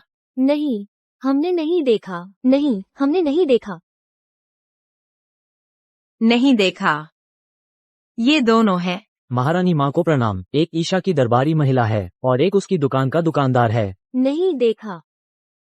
लीना, मालिक का अनादर करने पर मार पड़नी चाहिए। देखा या नहीं देखा? नहीं देखा। कोई है, इनके मुंह पर तब तक थप्पड़ मारो जब तक ये झूठ बोलने की हिम्मत न कर दे।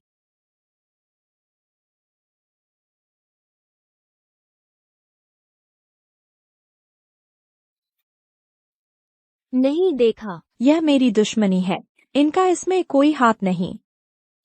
ये निर्दोष हैं, मत मारो।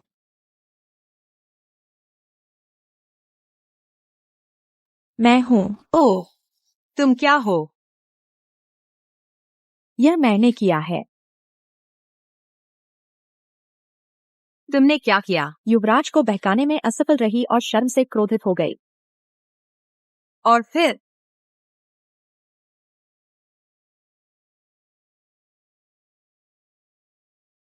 हत्या का इरादा। जो किया ही नहीं वो क्यों कबूल कर रही हो? युवराज जी,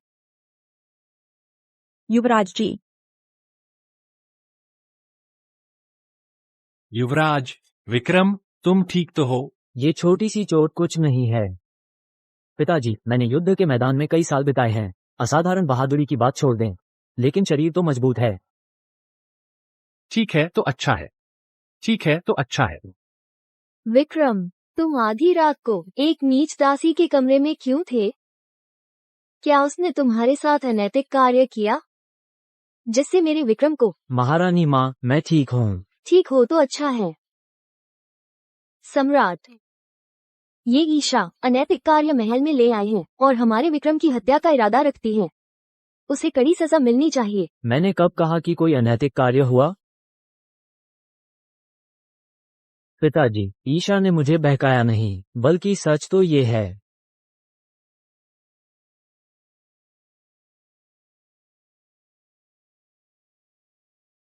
बल्कि सच तो ये है कि मेरा और उसका दिल से दिल मिलता है। दिल से दिल मिलता है? पिताजी, आज रात मैंने खुद पहल की और ईशा के कमरे में गया। ईशा को इसकी कोई जानकारी नहीं थी। ऋतु और रोशनी दोनों इसकी गवाही दे सकती हैं। बिल्कुल सही। फिर तुम आधी रात को एक लड़की के कमरे में क्यों थे? महारानी माँ, मैं आज रात ईशा के कमरे में एक महत्वपूर्ण बात चर्चा करने आया था। मैं ईशा से शादी करना चाहता हूँ। उसे अपनी पत्नी बनाना चाहता हूँ। पत्नी? पिताजी, मैं ईशा से शादी करके उसे युवराज जी बनाना चाहता हूँ। कृपया मेरी इच्छा पूरी करें। मैं राजकुमारी, मैं सहमत नहीं हूँ। मैं शादी करूँगा। बहन, तुम क्यों सहमत नहीं हो? तुम किसी से भी शादी कर सकते हो, बस इस बुरे व्यक्ति से नहीं। बहन, सोच समझकर बोलो। ईशा भावी युवराज जी हैं। वो मेरी भावी पत्नी है। वह युवरागी बनने लायक है। विक्रम, तुम कैसा मजाक कर रहे हो? एक दासी, तुच्छ और नीच। वो हमारे शाही परिवार की रानी बन सकती है? सम्राट, युवराज और दासी का अवैध संबंध और ऐसी लड़की से शादी का भ्रम हमारे शाही परिवार में आने का, यह नैतिकता का उल्लंघन है। यह अनैतिक है। उसे कड़ी शिक्षा देनी होगी, नहीं तो भविष्य में राष्ट्र को खतरा होगा। पिताजी, आपके पुत्र का ईशा के प्रति सच्चा दिल है। भले ही महारानी माँ मुझे सजा दें, मैं स्वेच्छा से स्वीकार करूंगा। युवराज, तुम वर्तमान के युवराज हो। विवाह का महत्वपूर्ण मामला हल्के में नहीं लेना चाहिए। तुम्हें माता पिता की बात माननी चाहिए। माताश्री, आपकी बात बिल्कुल सही है। यह शादी मैं मंजूरी देता हूँ। सम्राट, 3 महीने बाद। सोचा नहीं था कि वो युवक असल में युवराज हैं। ये सब कुछ सपने जैसा लग रहा है। एक ही रात में तुम युवराज जी बन गई हो। मैंने भी नहीं सोचा था वह मेरे लिए उस वार को सहने के लिए तैयार हो जाएगा। तुम अपनी जान की बाजी कैसे लगा सकती हो? युवराज का प्यार इतना गहरा है, ये सोचा न था। उन्होंने जान लगाकर भी तुम्हारी जान बचाई। अब तुम युवराज जी हो। अब पहले की तरह जान लगाकर काम नहीं कर सकती। युवराज जी और राजकुमारी अब दोनों एक जैसी सम्मानित हैं। मैं नीच व्यक्ति तो नीच व्यक्ति ही रहता है। सोने चांदी से सजकर क्या सचमुच अपना भाग्य बदल लेने का सपना देख रही हो? राजकुमारी जी को प्रणाम। नीच लोग, तुमने अभिवादन क्यों नहीं किया? नीच कुल की पैदाइश, अपने आप को कुछ समझने लगी हो? एक नीच व्यक्ति, क्या सच में यह सोचती हो कि तुम शाही परिवार के दरवाजे में कदम रख सकती हो? हिम्मत कैसे हुई? अभी तक घुटने नहीं टेके, थप्पड़ मारो। राजकुमारी जी किसके मुंह पर थप्पड़ मारने की सोच रही हैं? कहीं युवरागी तो नहीं? 3 महीने बाद भव्य विवाह होने वाला है। अभी तो तुम सिर्फ एक नीची दासी हो। अब मैं युवरागी हूँ। युवराज की प्रतिष्ठा, शाही परिवार की प्रतिष्ठा, अगर मैं घुटने टेक दूं, तो क्या पूरा शाही परिवार शर्मिंदा नहीं हो जाएगा? यह बेटी इतने बड़े पाप की जिम्मेदारी नहीं ले सकती। सचमुच लगता है कि तुम अपना भाग्य बदल सकती हो। मैं तो बस इतना जानती हूँ कि अगर कोई शाही परिवार का सदस्य है तो उसकी हर बात और हर काम गरिमापूर्ण और उचित होना चाहिए। झगड़ालू औरतों की तरह हर समय अपमान करके और नीचे वालों को दबाकर नहीं। इसमें और जंगली गांव की औरत में क्या फर्क रह जाता है? तुम्हारी हिम्मत कैसे हुई मेरा अपमान करने की? तुमने मेरा अपमान किया, मैं तुम्हारा मुंह फाड़ दूंगी। राजकुमारी जी, सोच समझकर कदम उठाए। महाराज, पहले युवराज को घायल करने के मामले को लेकर वो अभी भी मन में रखे हुए हैं। अभी और समस्याएं खड़ी करना उचित नहीं होगा। राजकुमारी जी, आपको अपने आसपास के लोगों से अच्छी तरह सीखना चाहिए कि कैसे बात करनी है और कैसे व्यवहार करना है। युवराज जी, चलो हम बगीचे का आनंद लेना जारी रखते हैं। अगर राजकुमारी जी को कोई और बात नहीं है तो मैं अब विदा लेती हूँ। आप बस अच्छे से बगीचे में घूमिए और अपना मन शांत कीजिए।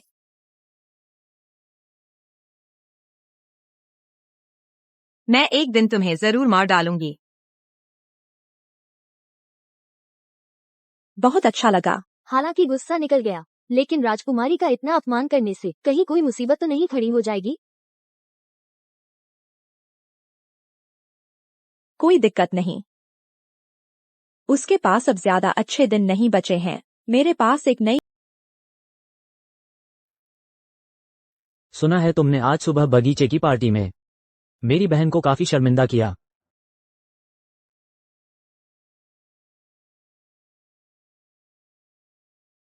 मुझे पसंद है क्या पसंद है? तुम्हारा ऐसा रूप।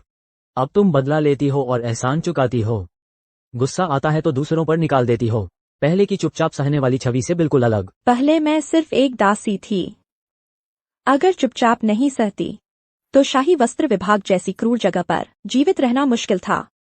पिता का बदला लेने की तो बात ही छोड़ो।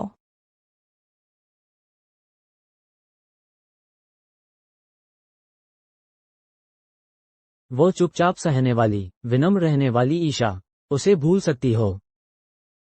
अब से तुम फिर कभी अकेली नहीं रहोगी।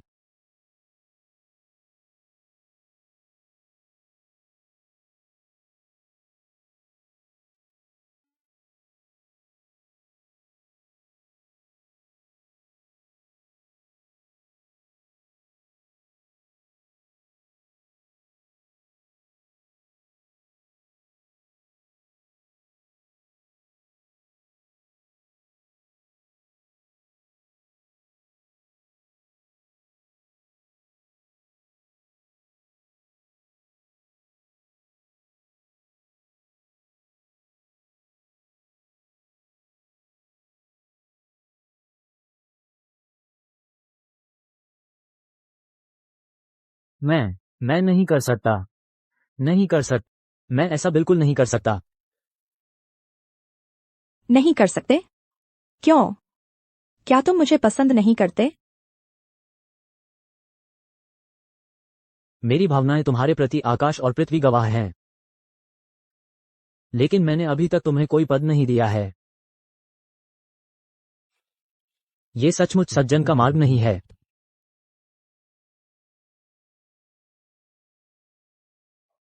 क्या तुमने नहीं कहा था कि मुझसे शादी करने की तैयारी कर रहे हो? वो सिर्फ एक अस्थायी उपाय था। हालांकि मुझे तुमसे पहली नजर में प्यार हो गया था और मन ही मन मैंने चुपचाप तय कर लिया था कि इस जीवन में केवल तुमसे शादी करूंगा। लेकिन क्या? लेकिन मैंने अभी तक तुम्हारी सहमति नहीं ली है। अभी तक औपचारिक रूप से तुम्हारे घर विवाह का प्रस्ताव नहीं भेजा है, इसलिए मैं नहीं कर सकता। मैं बिल्कुल नहीं कर सकता इस समय तुम्हारे साथ। तुम सचमुच एक सच्चे सज्जन हो। 3 महीने बाद भव्य विवाह होगा। ये सम्राट द्वारा नियुक्त है। उस दिन सभी लोग सम्मान देने आएंगे। सभी अधिकारी एकत्रित होंगे। सभी लोग सम्मान देने आएंगे। हाँ, तब मैं पूरी दुनिया को बता दूंगी कि तुम ही मेरी पत्नी हो, मेरी विधिवत विवाहित युवराज जी हो। युवराज, मुझे एक काम के लिए आपकी मदद चाहिए। तुम कह रही थी कि शादी के दिन तुम शादी तख्तापलट की योजना। तुम्हारी योजना क्या है? पहले मैंने सोचा था कि राजकुमारी लीना को बड़ी गलती करने के लिए उकसाकर उसे सही तरीके से सजा दिला पाऊंगी, लेकिन मुझे उम्मीद नहीं थी कि महारानी माँ उसे इतना बिगाड़ देंगी। दरअसल महारानी माँ लीना को बिगाड़ नहीं रही हैं, बल्कि लीना को एक मोहरे की तरह इस्तेमाल करके पिताजी के खिलाफ खड़ी हैं, सत्ता को अपने हाथ में रखने के लिए।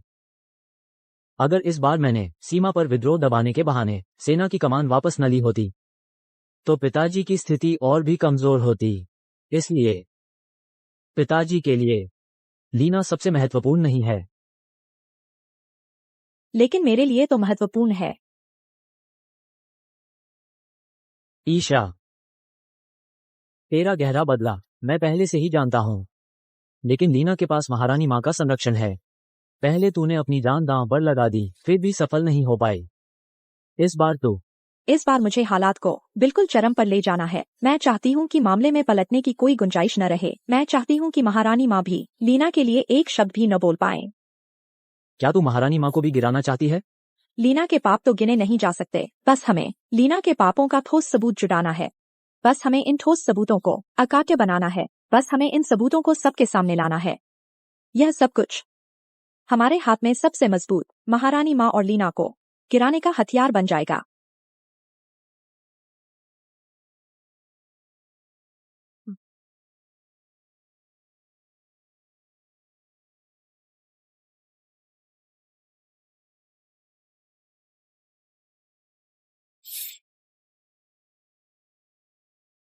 पिताजी, मुझे पता है यह शादी मुझे एक सुखी जीवन दे सकती थी, लेकिन बड़ा बदला अभी बाकी है।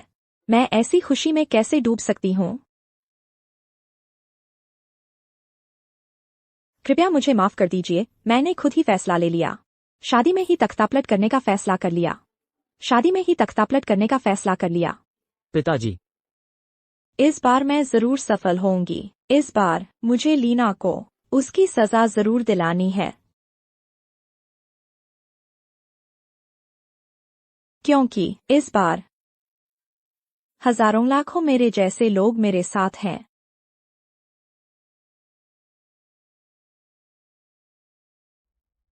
प्रिया, सब मेरी गलती है। अगर मैं ना होता, सब मेरी गलती है, प्रिया।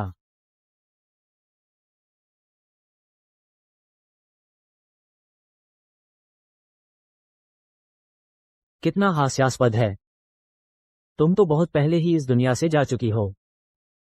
मैंने ये सोचा कि तुम बिना बताए चली गई और तुमसे नाराज भी रहा।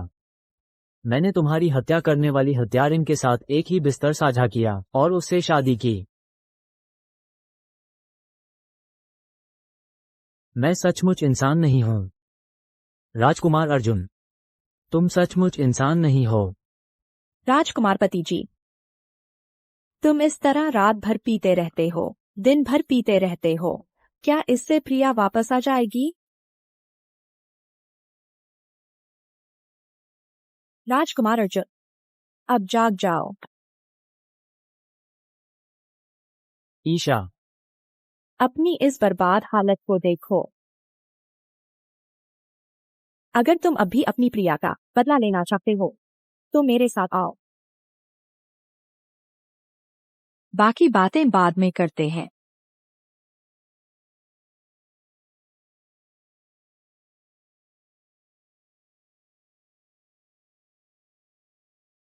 ईशा, धन्यवाद। राजकुमारी जी को सूचना है, राजकुमार पति कल रात फिर शराब पीने गए थे, सुबह ही लौटे हैं। अभी कमरे में गहरी नींद में सो रहे हैं। बस उस बाई परिवार की मोहक स्त्री के लिए उन्होंने मुझे इतने समय से ध्यान ही नहीं दिया है। मुझे समझ नहीं आता कि बाई परिवार की वह मोहक स्त्री क्या खास है। मैं उसकी तुलना में उसकी हैसियत इतनी साधारण है, वो राजकुमारी से कैसे तुलना कर सकती है?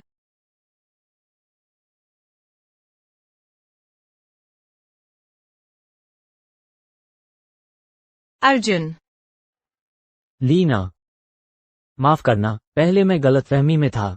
इस दौरान तुमने बहुत कष्ट सहा है।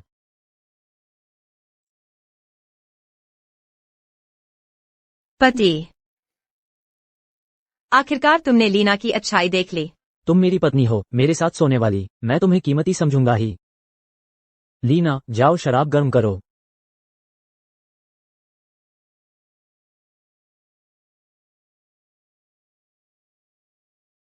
प्रिया, तुम इंतजार करो। तुम राजकुमारी लीना को गिराकर महारानी माँ को भी गिराना चाहते हो। हाँ, मुश्किल है, बहुत मुश्किल है। प्रिया की मृत्यु का सच जानने के बाद मैंने उसका बदला लेने के बारे में सोचा भी नहीं, ऐसा नहीं है। लेकिन महारानी माँ की सुरक्षा में बैठी राजकुमारी लीना के सामने मेरे पास कोई रास्ता नहीं है। मेरे पास एक तरीका है। इसकी मदद से यह क्या है? इसमें दर्ज है राजकुमारी लीना के अपराधों की लंबी सूची। तुम मुझसे क्या चाहते हो? गवाहों की जरूरत है। मुझे गवाह चाहिए जो साबित करें कि इस गुप्त बही में लिखी हर शब्द सच है। उससे बात निकालो, गवाह ढूंढो तो प्रिया को न्याय दिला सकते हैं।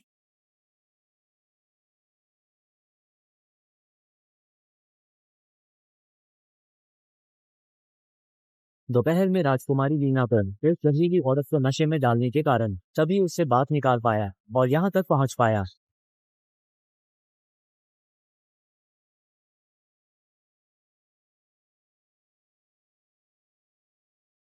अगर उससे बात नहीं याद आता तो इस इंसान को कैसे ढूंढ पाता? कौन है? इतना अंधा कैसे हो सकता है? देख नहीं रहे मैं सो रहा हूँ? उस साल प्रिया को तंग करने वाला तू ही था ना? कौन? मुझे याद नहीं है। प्रिया बाई परिवार की इकलौती बेटी, 3 पीढ़ियों से सेना के अधिकारी परिवार से, इतनी कम उम्र नहीं। ओह, क्या वो सफेद कपड़े पहने हुए थी? वो छोटी लड़की, मुझे याद है, कितनी नाजुक थी। वो मेरी जीवन भर की प्रेमिका थी। तुमने उसकी इज्जत को ठेस पहुंचाई। मैंने तुम्हें नुकसान पहुंचाया। महाराज, मेरी जान बख्श दो। मैं भी पैसे लेकर काम कर रहा था। अगर तुम वहां उसे मार डालोगे तो प्रिया का बदला लेने का आखिरी रास्ता भी बंद कर दोगे। प्रिया बिल्कुल निष्कलंक थी और इस गंदा व्यक्ति ने उसे। वह व्यक्ति जिसने तुम्हें पैसे दिए, क्या तुम्हें याद है वह कैसा दिखता था? हुजूर, मुझे याद है। वो एक महिला थी। एक नजर में ही पता चल गया कि राजमहल की कोई बड़ी हस्ती है। मैंने अपनी पूरी जिंदगी में ऐसा कभी नहीं देखा था। अगर तुम्हें भीड़ में से उसे पहचानना हो तो क्या तुम पहचान पाओगे? हाँ, मैं भी पैसे लेकर काम कर रहा था। मैं पैसे के लालच में अंधा हो गया था। मेरी गलती हुई। मैं जानता हूँ मैंने गलती की है। कृपया आप दोनों मेरी इस तुच्छ जीवन को बख्श दें। मैं तुम्हें नुकसान नहीं पहुंचाऊंगी। मैं तुम्हें शादी की दावत पर बुलाऊंगी। कल हमारा भव्य विवाह है। इस पूरे समय के लिए तुम्हारा शुक्रिया। हमारे बीच शुक्रिया की क्या जरूरत है? कल के बाद तुम्हारा बदला पूरा हो जाएगा।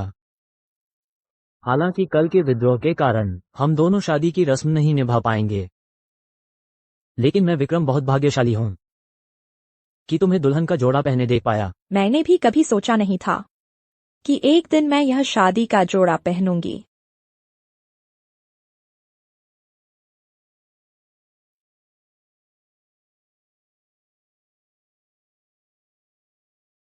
सोचा नहीं था कि 1 साल से भी कम समय में वो महल में आए एक दर्जी दासी से कल युवराज जी बनने वाली हैं। अब सोचती हूँ तो जिस दिन उसने मुझे कोड़े खाने वाले उस खंभे से बचाया था, लगता है जैसे कई जन्म बीत गए हों। ऋतु, कहो तो अगर हम उससे नहीं मिले होते, हमारा क्या हाल होता? शायद मैं उस क्रूर श्वेता जी के हाथों कोड़े खाकर मर जाती, और मैं भी शायद उस मोहन के हाथों बर्बाद होकर आखिर में फांसी लगा लेती। कह रही हो कि वो कल शादी करने वाली है। क्या हमें उसे एक तोहफा देना चाहिए ताकि अपनी भावनाएं व्यक्त कर सके? हाँ, बिल्कुल। मैं तो शाही वस्त्र विभाग की दरबारी महिला हूँ। दर्जीगिरी के बारे में थोड़ा बहुत जानती हूँ, और तुम तो कपड़ों की दुकान की मालकिन हो। दर्जीगिरी में तो तुम मुझसे भी बढ़कर हो।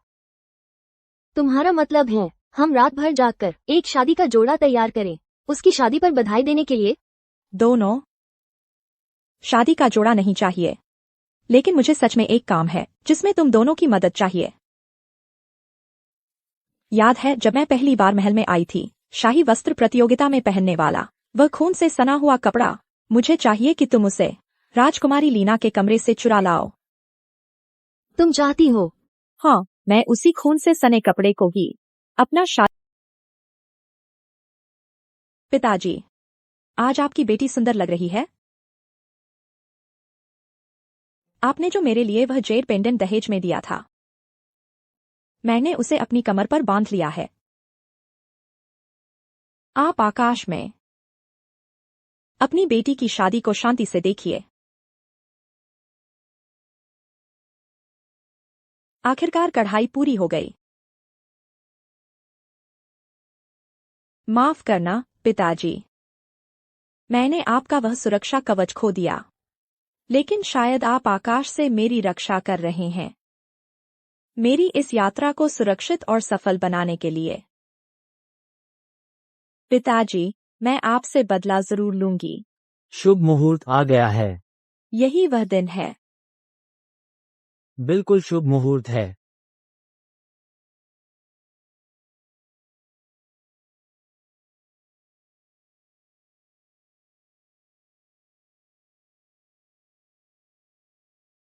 पहला प्रणाम आकाश और पृथ्वी को।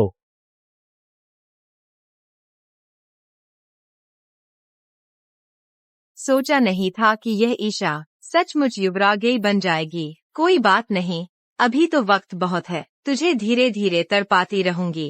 दुल्हन का आशीर्वचन। आज मेरी शादी नहीं है।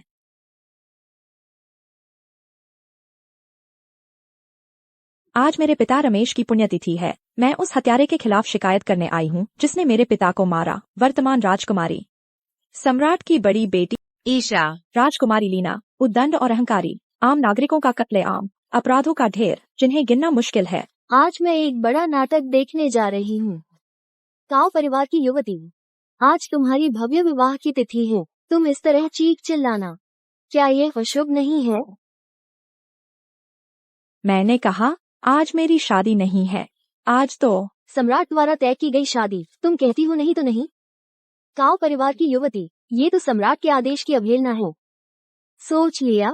एक साधारण महिला होकर राजकुमारी पर आरोप लगाना, अंडे से पत्थर को मारना, यह दासी पहले से जानती है। तुम लीना पर अपने पिता की हत्या का आरोप लगाती हो। कोई सबूत है? सबूत यहाँ है।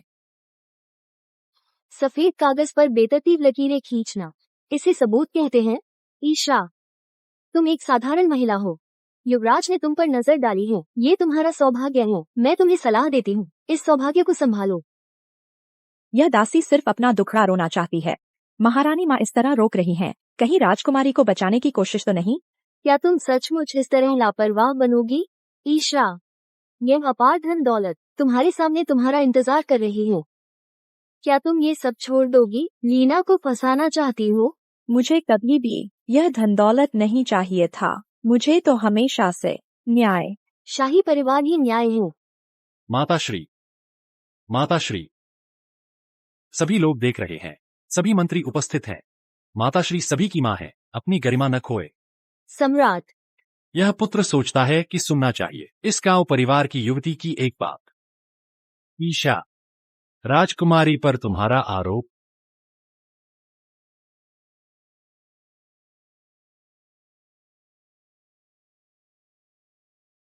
एक प्राचीन वर्ष का 9वां महीना, शहर के बाहर के गांव में प्रिया ईशा, तुम पागल हो गई हो। नीच लोगों द्वारा सताया गया। राजकुमारी लीना द्वारा हत्या कर दी गई। बाई परिवार के सभी लोगों का कत्लेआम कर दिया गया। गवाह एक बेघर व्यक्ति वांगसी। महाराज, बाई परिवार का ये दास आज तक जीवित है। कृपया महाराज और महारानी माँ बाई परिवार के लिए न्याय करें। ले जाओ, मेरे लिए ले जाओ। एक प्राचीन वर्ष का 3रा महीना, शहर के बाहर आड़ू के जंगल में यिन परिवार की बड़ी बेटी। यिन परिवार की महिला आज तक जीवित है। कृपया महाराज और महारानी माँ यिन परिवार के लिए न्याय करें। एक प्राचीन वर्ष का 8वां महीना, छांग परिवार। एक प्राचीन वर्ष का 6ठा महीना, चेन परिवार। एक प्राचीन वर्ष का 5वां महीना।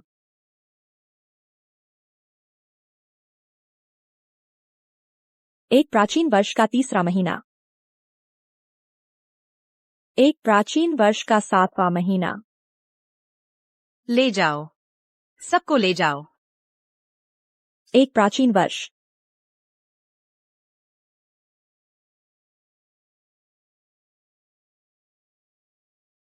एक प्राचीन वर्ष का 4था महीना, राजकुमारी का शयन कक्ष, दर्जी रमेश।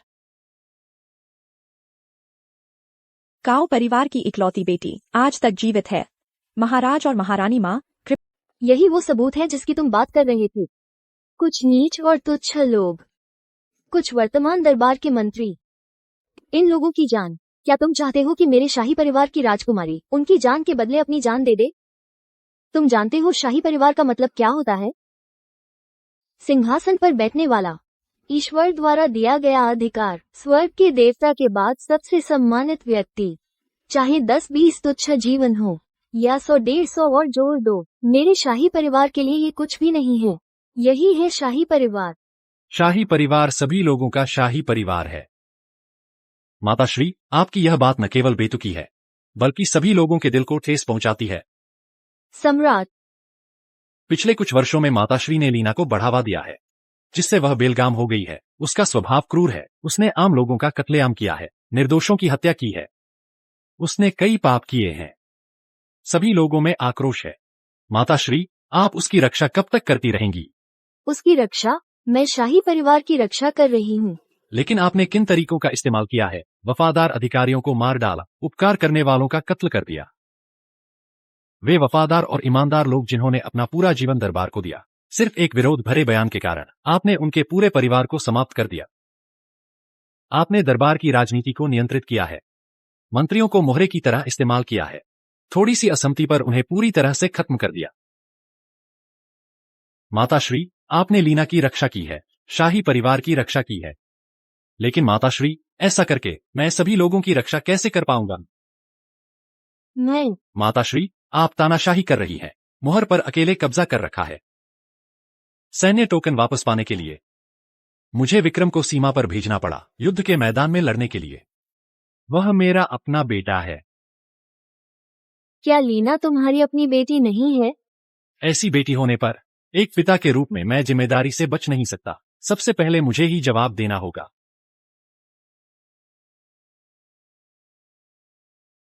माताश्री, आप कहती हैं कि शाही परिवार के लोगों को सजा नहीं दी जा सकती।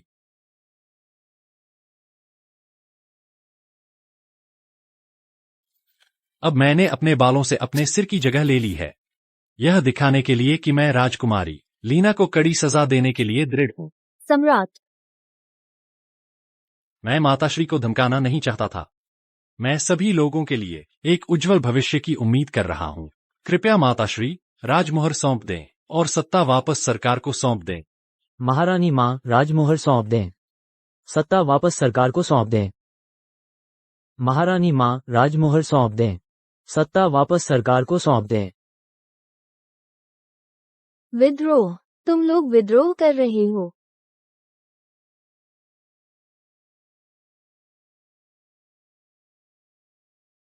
बस एक दर्जी। सच में नहीं सोचा था कि तुम्हारे पास इतना बड़ा हथकंडा होगा। ईशा, तुम एक आम नागरिक होकर राजकुमारी पर मुकदमा कर रही हो। ये तो अंडे से पत्थर को टक्कर मारने जैसा है। और सच में तुम सफल हो गई। यही तो न्याय है। क्या बात है, ये न्याय। तुम्हारा बदला लेने का सपना पूरा होने वाला है। अपने उस दर्जी पिता के लिए उनका अन्याय सही हो जाएगा। ईशा, तुम जीत गई। हाँ, मैं हार गई। मैं थक गई हूँ। अब से बिना किसी जरूरी काम के मुझे परेशान मत करना। ये राजमोहर ले जाओ।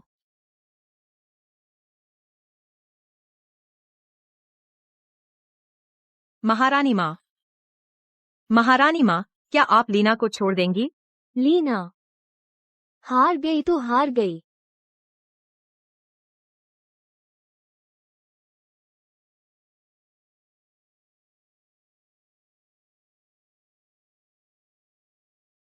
मैं, राजकुमारी लीना, कभी नहीं हारूंगी।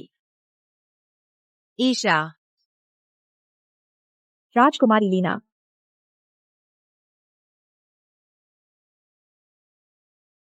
हिलना मत, घुटने टेको। मुझे छोड़ दो।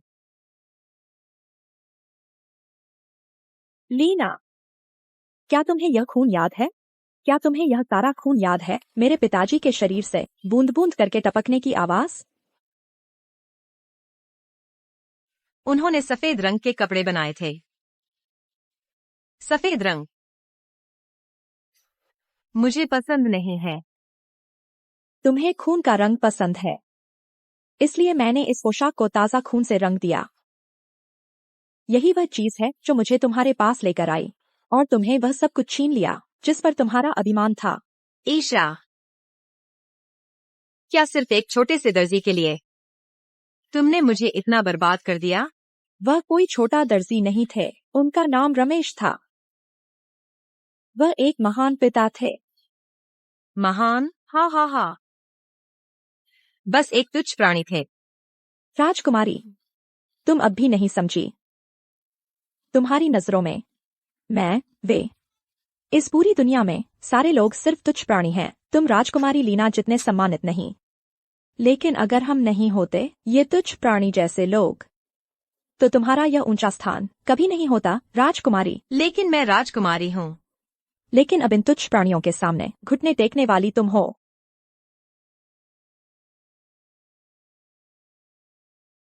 पहला सिर झुकाकर प्रार्थना, स्वर्ग क्षमा करे। दूसरा सिर झुकाकर प्रार्थना, आत्माएं क्षमा करें। तीसरा सिर झुकाकर प्रार्थना, प्रजा क्षमा करें। राजकुमारी लीना बेहद उद्दंड और अत्याचारी है। उसने आम नागरिकों का कत्लेआम करके भारी पाप किए हैं। उसके अपराध इतने हैं कि गिने नहीं जा सकते, इसलिए उसे पश्चिमी प्रांत भेज दिया जाता है। वो एक कैदी बन जाएगी और जीवन भर राजधानी लौटने की अनुमति नहीं होगी। यही आदेश है। उसे फेंक दो, बुरा व्यक्ति। यही सही हुआ। बदला, यह सब बदला है। जल्दी भागो, मुझे मारो, तुम्हें पीट दूं। तुम यहाँ क्यों आए हो? मैं इस हालत में हूँ। क्या तुम मेरा अपमान करने आए हो? मैं तुम्हें विदा करने आई हूँ। किसने सोचा था कि मैं एक छोटे से दर्जी के हाथों। मैं तुम्हारी दर्जी हूँ और तुम्हारे लिए आखिरी कपड़ा बनाया है। कितनी दुर्भाग्यपूर्ण बात है। यह वह सफेद रंग है जिससे तुम्हें सबसे ज्यादा नफरत है। सफेद रंग पवित्र होता है, लेकिन तुम इस। युवराज, कृपया मेरे बिना बताए चले जाने के लिए मुझे माफ कर दीजिए। इतने सालों से मुझे हमेशा लगता रहा कि मैं अंधेरे में ही जी रही हूँ, और जिस दिन मैं आपसे मिली, आप एक किरण की तरह मेरी जिंदगी में रोशनी लेकर आए। लेकिन यह रोशनी बहुत तेज थी। अंधेरे में रहने की आदि मुझे हमेशा लगता था कि यह रोशनी मेरे लिए नहीं है। युवराज, अलविदा।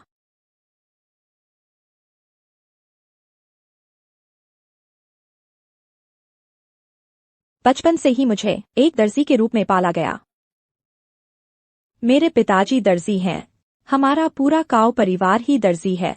मैं कोई युवरागी नहीं हूँ। मेरी असली पहचान जरूरत के हिसाब से काम करने वाली एक साधारण इंसान की है। मैं हमेशा मानती रही हूँ कि एक औरत होने के नाते हमें महलों में कैद नहीं रहना चाहिए, बल्कि हमें पक्षी की तरह आकाश में स्वतंत्र उड़ान भरनी चाहिए। राजकुमारी जी, हमने उसे इतने समय से ढूंढा, आखिरकार मिल ही गई। चलो चलते हैं। राजकुमारी जी, ये वो आकाश के लिए बनी एक चिड़िया है।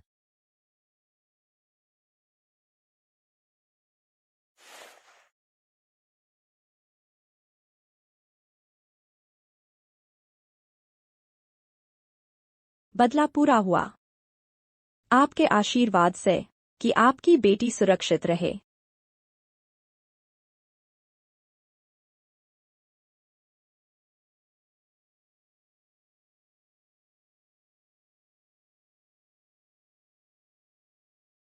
यह नया सिला हुआ सुरक्षा कवच है। पिताजी, मैं आपको बहुत याद करती हूँ।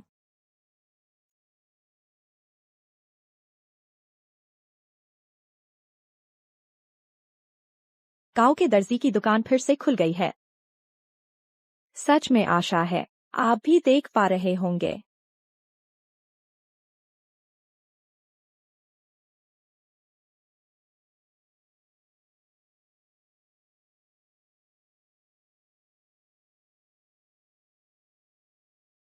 पिताजी, आप वहां चिंता न करें।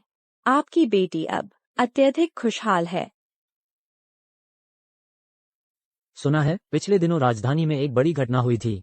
महारानी माँ को मोहर सौंपने के लिए मजबूर कर दिया गया और वह दुष्ट राजकुमारी सीमावर्ती इलाके में भेज दी गई है। उसे कभी राजधानी लौटने की अनुमति नहीं है। ऐसा है।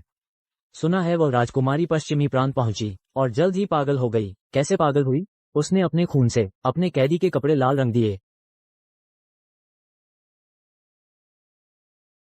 राजकुमारी मर गई।